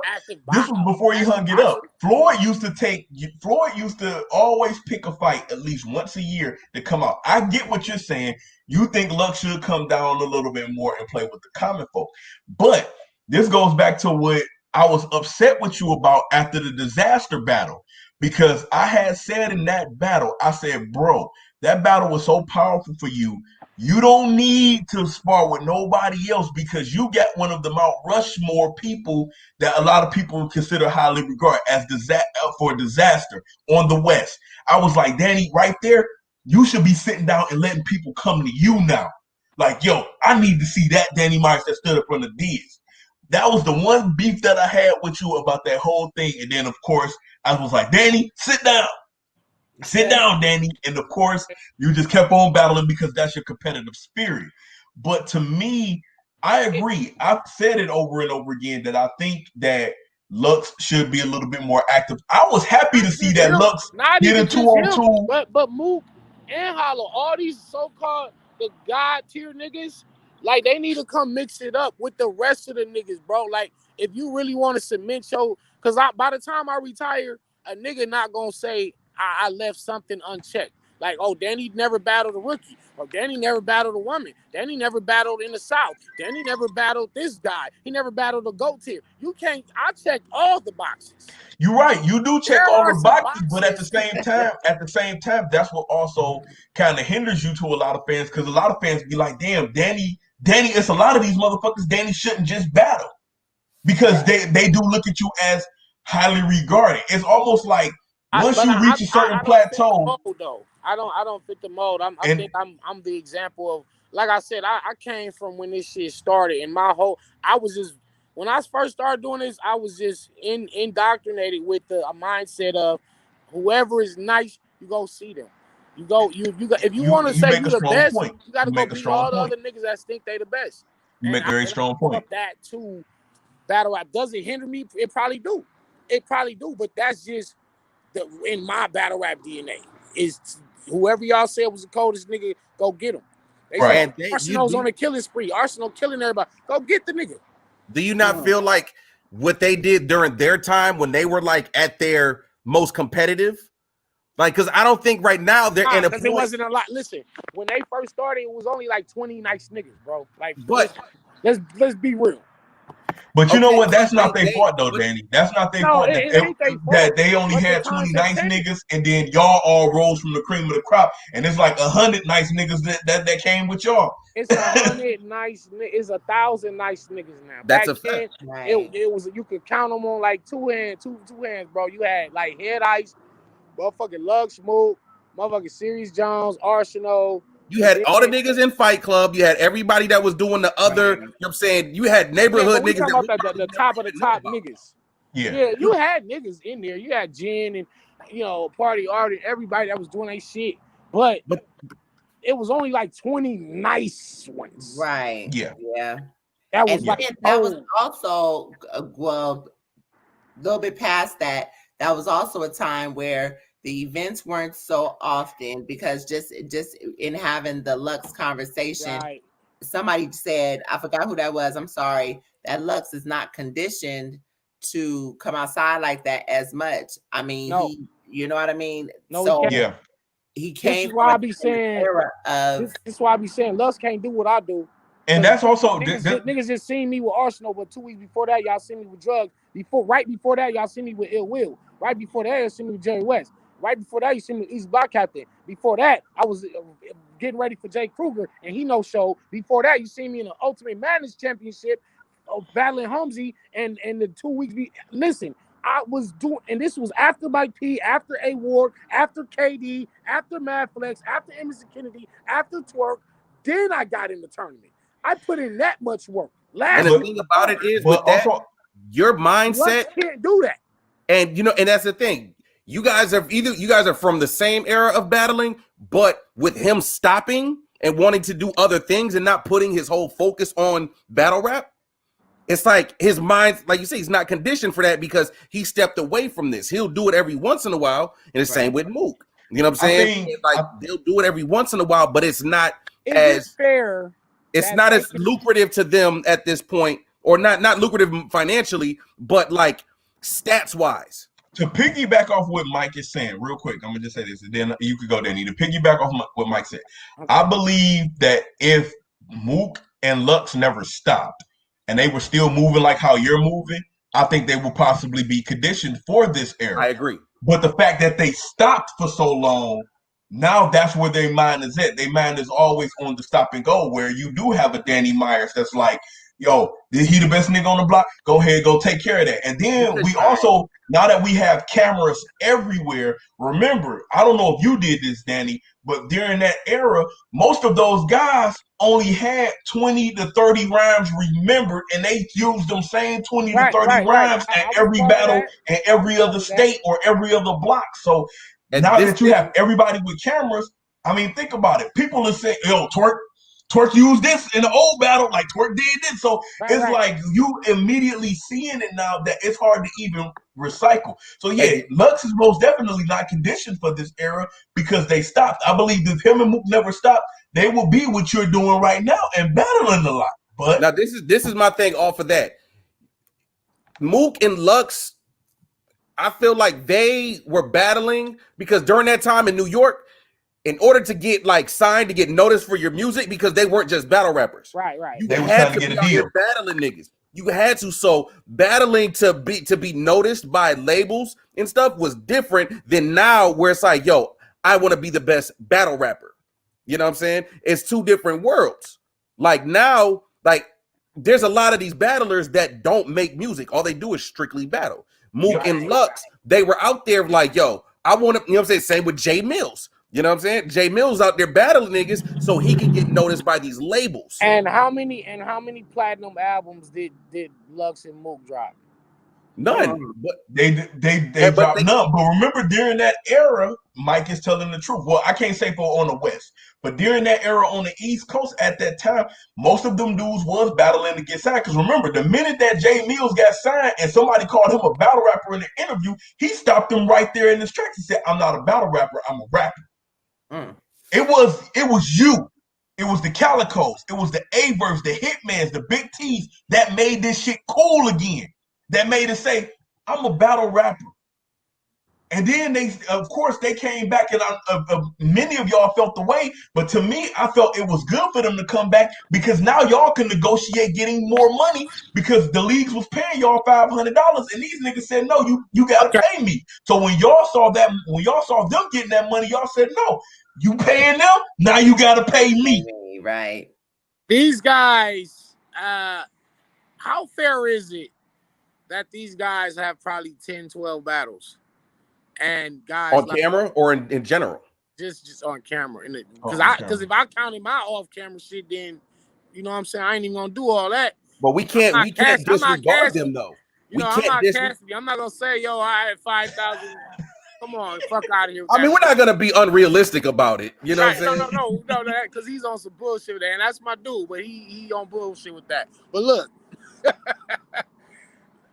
JC, take me out of it. DNA, Geechee Gotti, guys who are consistent, they can show up quick and give you 3 great rounds. Mm-hmm. And whether you feel they won or lost, they still can show up in a week or two and be ready. And they do it often, and they've been doing it often for years. How fair is it that a Lux and a Mook are forever etched in the battle rap, the proverbial Mount Rushmore? And then you got other spots, such as, like, if there was 2 more spots, then you would say, well, okay, Hollow, Verb, Disaster, Hitman, like those are Arsenal, like those are the Mount Rushmore worthy guys. You know, I definitely will put DNA in that conversation as well. But Lux and Mook automatic get the 2 spots. That's 2 spots you can't move, right? We can't take away that, right? So what? So when JC is done, when Danny Myers is done, when Rum Nitty is done, where do we sit? In the Hall of Fame. The hall. You I'm about to throw my fucking phone. Where you at, nigga? Pull up. But you know what? Where you at? There's nothing wrong with being in the Hall of Fame. But hold on, I'm gonna say Dr. this. J's in the Hall of Fame. I'm say this. in the Hall of Fame. Kareem's in the Hall of Fame. You got a point. I'm gonna say this. And if y'all are gonna go down this, I don't want to be on the rest. I told niggas I'm gonna be the Statue of Liberty. I'm just the statue. Give me my own statue. Fuck. Like, I don't put these niggas. I'm gonna say this. These niggas ain't doing what I'm doing. I'm gonna say this. Was Jerry West the greatest basketball player on the planet? No, but he was the logo. And a lot of people made him that? Who made him that though? It was the NBA. Who voted that? But hold on. It was, I don't know if it was players or if it was the NBA that decided to make him the logo, which I know a lot of people right now is pushing that they think they should change the logo to Kobe, but which I do agree with. But I think at the same time, and that's what that's the where what I'm saying. Like, but at the same time, where I can't take away what these guys were doing or whatever. Right. It was based on the fact of this is who they had. Like the Detroit Lions, and I love my Lions, but they trash. But they do have championships before Super Bowl ever came to play. I can't take away and say that those championships don't exist because they never won a Super Bowl. You still have to look at the fact that it happened. So when you have the Mook or the Lux or whatever, you still can't take away the fact that if it wasn't for Lux doing what he did with Lions, then he wouldn't have ushered in the Arsenals. He probably wouldn't have ushered in the Head Ices. He wouldn't have ushered in the Goods, the K-Shines. So he did play a part after he left Battle Rap. Same thing with Mook and what he did with Dot Mob and Rex and doing all of the stuff in the forefront. So I get your point. I get your point. Guys. First of all, I don't want to make it seem like Danny hating and done. No. You're asking legit questions. You have the right to ask these questions because you're active and you've done more. Because even Clip said that to Lux about the old Red resume comparison. Clip said that in the battle with Lux about the old Red. So I get everything you're saying, but it's almost like, I'm gonna put it like this. It's almost like if you would have came in with those guys in that era, I would see why a lot of people would say, yo, Danny Myers was that dude. Even though you still came in around that time, it was these guys that was making the noise. Because remember, especially when it comes from the West Coast, Right.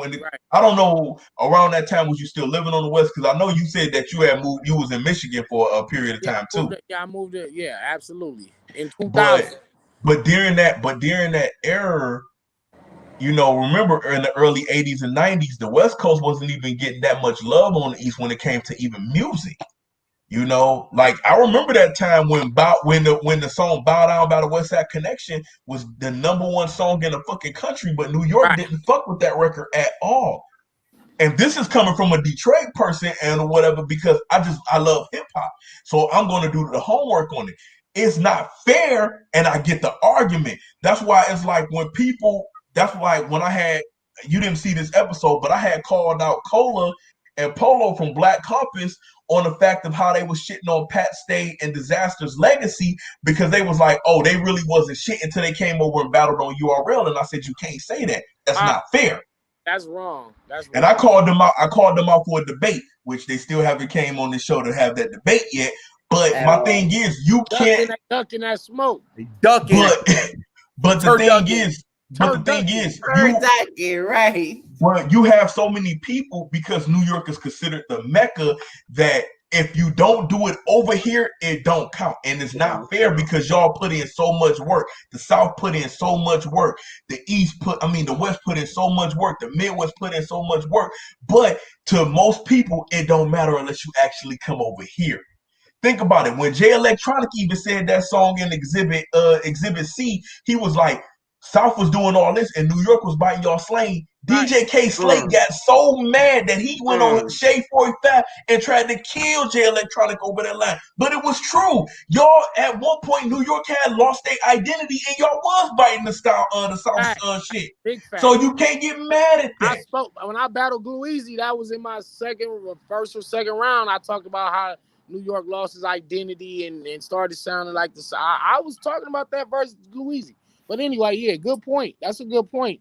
But back to the Lux shit real quick. Mm-hmm. I feel like everything. I told Beasley and SmackDown yesterday. I said everything can't be an extravaganza every time these niggas come out. Like it's rolling out the red carpet, he come busting. It ain't like right now. Ain't none of that shit popping off anyway. So yes, Lux and Mook are gonna attract the superstars when they getting ready to battle. They just had a whole nother level, and that's nothing, and I'm happy for them for that. But it's times when you can come and get in a dungeon with the, what I'm saying, take niggas to the dungeon. Like if you get back to the roots where y'all came from. If you niggas is really the best, it's other best niggas out here that you haven't seen. There's things that you haven't checked off on your checklist. That's a fact. There's some things they're missing from their checklist. Mm-hmm. I will say this, when it comes to comparing to Mook and Lux, I will say this: Lux have more new people on his resume than Mook does. I will say that. Yeah. I will say that. Have they battled somebody from the West?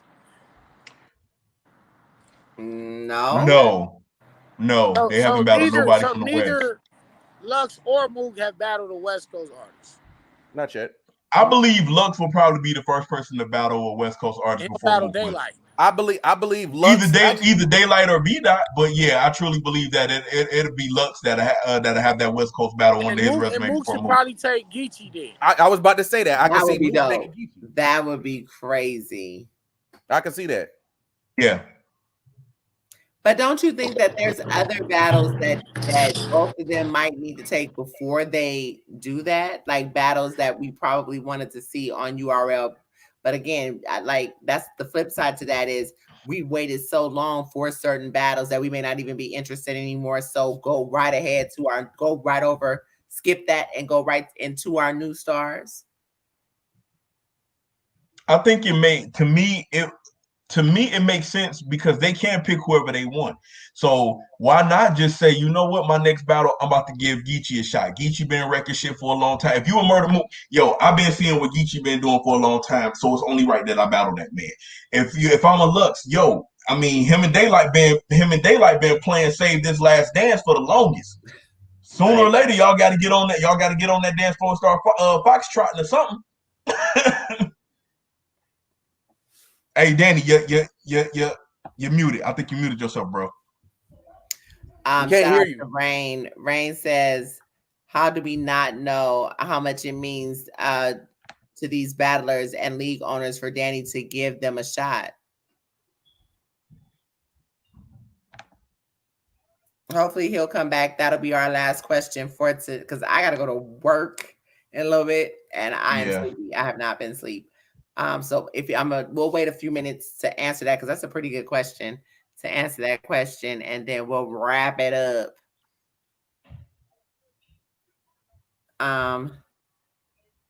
BX Legend. I do remember that. I do remember when Mook and Diaz was talking about battling, and Diaz came on Angry Fan Radio and was wild. Yeah, I remember that. It's not just. I think they should come see some of the younger guys too, like Hollow. Okay. I would like to see Hollow, take on some of the newer guys, Hollow and Trez, Hollow or Mook and Easy the Block Captain and Lux and Real Sick or Kid Chaos. Like, just come fight. Like, come fight, man. Like, that's really what I want to see as a fan too. Not just me versus Lux or me versus not just me, but come mix it up with the rest of the guys. You guys are at a status that I don't think it'll hurt.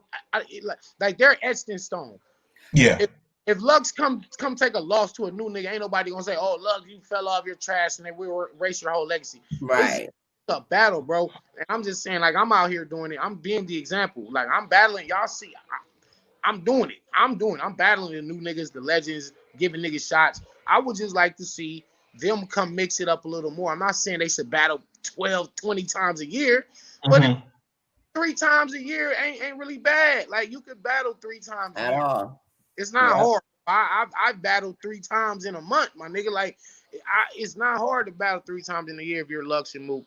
And I would just like to see them come mix it up with Chilla. Lux should battle Chilla. He should battle Daylight. He should battle myself. He should battle fucking Rum Nitty. You know what I'm saying? Like, come mix it up with these guys. And I think it actually helps his legacy more than it would hurt it. I agree. And it would level his pen because it's a completely different era.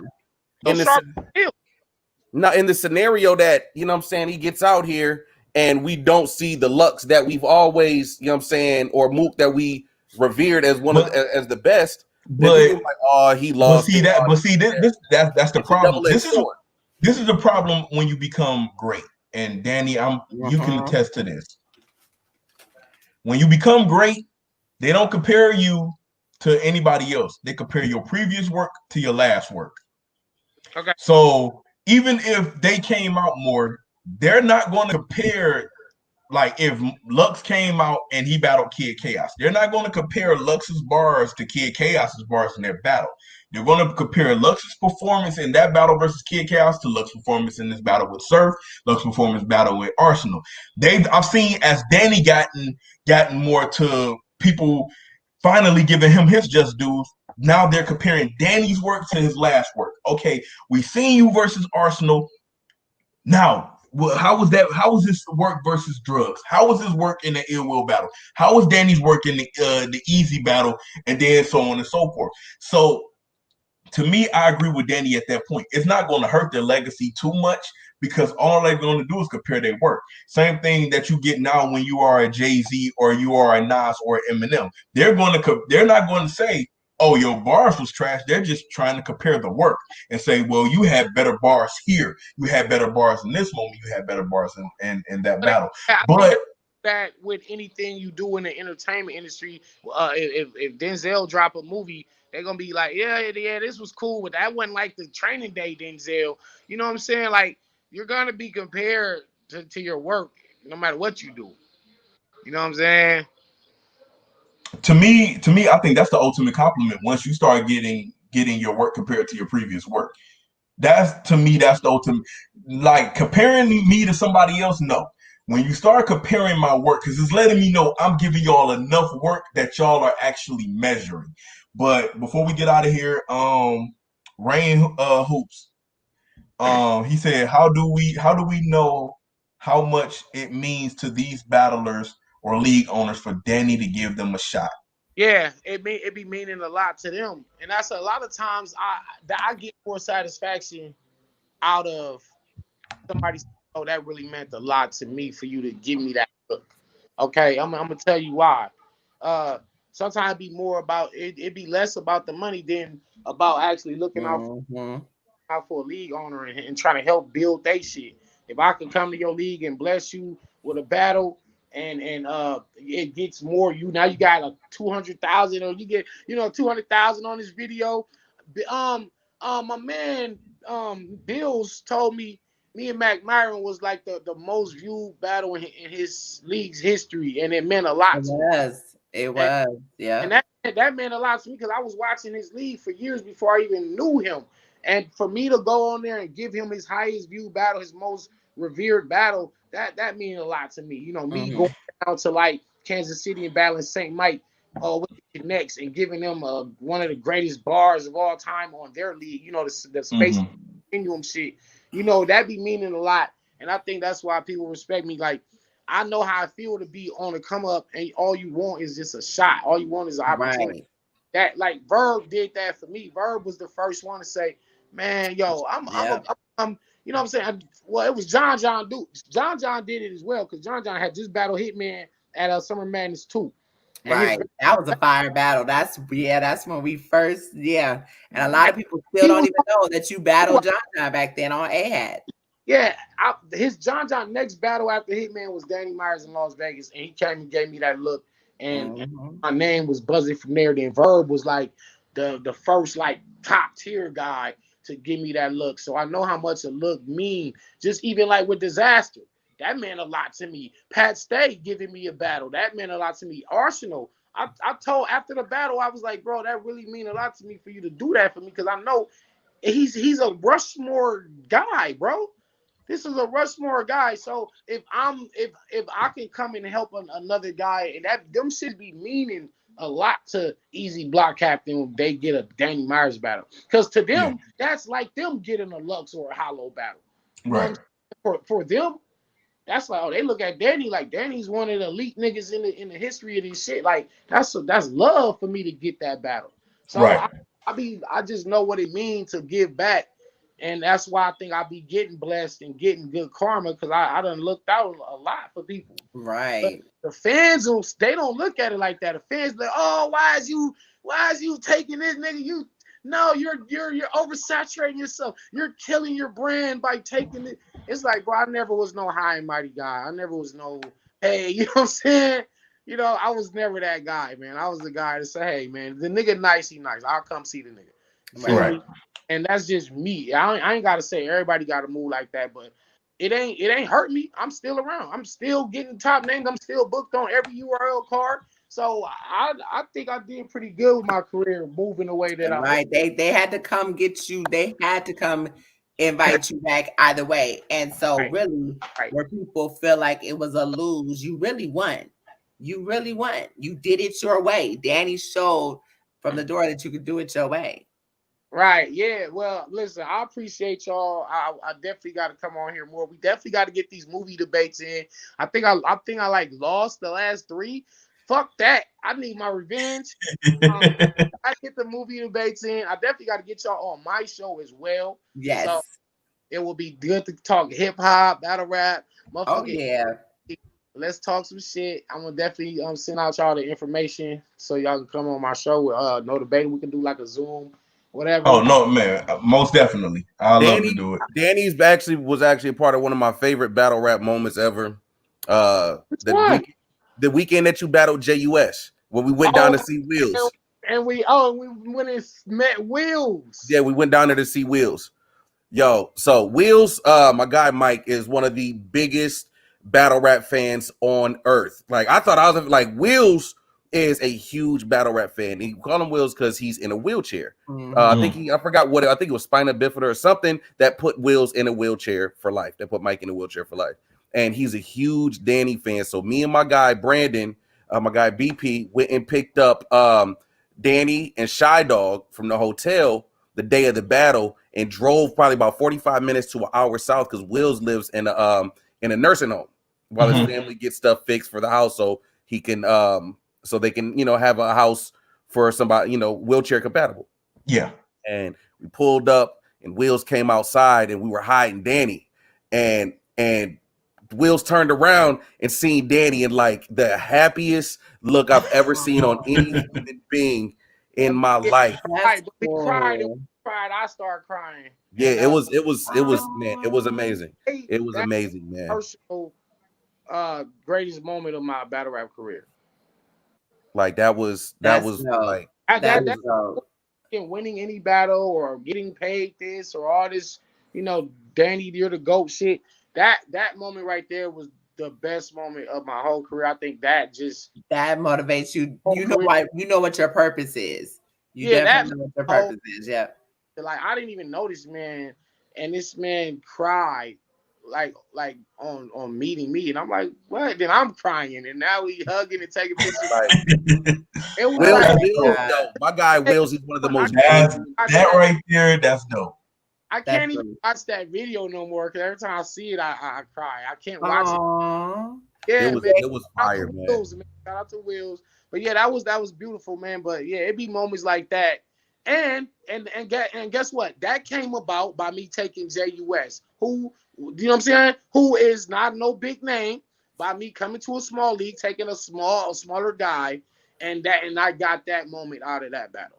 See what I'm A lot saying? of people, man, I wish JUS kept battling because he's incredible. Just as nice. I shout out to JUS and the whole Northwest. I want to move to Seattle. That's how beautiful it is up there. Oh my God! Don't do that. It's beautiful out here. Don't do that, Wing. Don't do that, Wing. Final question. Why you gonna tell me to stop doing my nigga? That was my home before it was yours. That's my second home. Final question. Got to be family home. I've been going there since I was little. I hate that place. Okay, final question for Danny. Final question for Danny. BX Legend said, "Would you ever do a 2-on-2?" Nigga, these niggas look. These niggas just yesterday they showed me the well, damn, I can't even talk about it. But anyway, damn, they gave me some Area 51 classified shit. Okay. Oh my. Anyway, man, yeah, I'll do a 2-on-2. I'll do a 2-on-2. I got so many different options as partners, like me and Nitty, me and B-Dot, me and BX Legend said you and Jay the Nightwing would be fire on the 2-on-2. Me and Jay, me and Quantum Physics, me and Mac Myron. Oh my God. You and QP would be like ridiculous. Like you'd have to watch that at least 5 times to catch all the ball. And that battle would have to take place on the roof. Yeah, we are. That would be fire on the roof. Parallel physics. We're called parallel physics. So. Oh my gosh. Yeah, it's the most sci-fi shit y'all gonna get. Man, we're gonna really. That would be crazy. Kind of battle. He also asked, did you battle Bricks yet? I thought you did. You didn't? Who? BX Legend. They asked, did you battle Bricks yet? Bricks Belvedere? Yeah. Yeah, it was a classic. So don't spit that heat. Yeah, that's what I'm like. I thought that I remember that. There. Yeah. That was when I was there. Yeah, like. All right. But yeah, I'm out of here. I'm gonna top it up with y'all this week since I got a little free time now. You know, between next few couple battles. So yeah. Okay. For sure. All right, man. Thanks for coming on, Danny. Peace, Danny. Thanks, bro. We'll talk to you soon. All right. 3 hours. We was trying to get out of here sooner, but Danny kept us on for 3 hours, man. So oh my God. Hope y'all enjoyed the content, man. We had some good stuff, man. This was another good episode. We definitely did. Definitely, y'all will have to run it back. I'll put the timestamps tomorrow morning. Mm-hmm. Thank you. Making moves. Listen, now my eyes are starting to cross because I'm sleepy now. I have not been asleep since 8 o'clock this morning, and I gotta go to work in like I think an hour and a half. So I'm gonna Get eat yourself to sleep. I'm out of here. I gotta change this because the name of the podcast has changed now to What in the Relational Oh, y'all Fuck. changed the name? Yeah, yep. Come back February 17th. What in the Relational Fuck is the name of the podcast now. That's a hell of a name. Yeah. That's a hell of a name. That's a hell of a name, Y'all man. tune in, go follow us, all that good stuff. Mike, no, first name Mike on Twitter. First name Mike. That's the whole name. It's first, then name, then Mike, MIC. So real name _ Ray on Twitter. Follow me. Again, real name _ Ray. And y'all know my name, but shout out to Slow Mo in the comments. Pray for keep our brother, keep his head up. He has had corona for the second time. Yeah. Slow Mo's hit with corona for the second time. So man, Slow Mo, please get well, man. Rest up, brother. Learn your fucking lesson. Don't get this shit a third time. Niggas, stop letting them niggas hit your goddamn blunts. How about that? Facts. Yeah. Y'all be easy, man. Be easy. I got this big ass burger sitting right here, and my mouth is like salivate. Y'all don't even understand how big this goddamn burger is. I went to pick it Go up. eat what you're hungry at. I'm so hungry right now. I haven't eaten anything. Yeah. All right, y'all. I'll fuck with y'all on the next episode. All right, salute. Peace. Yeah. I'm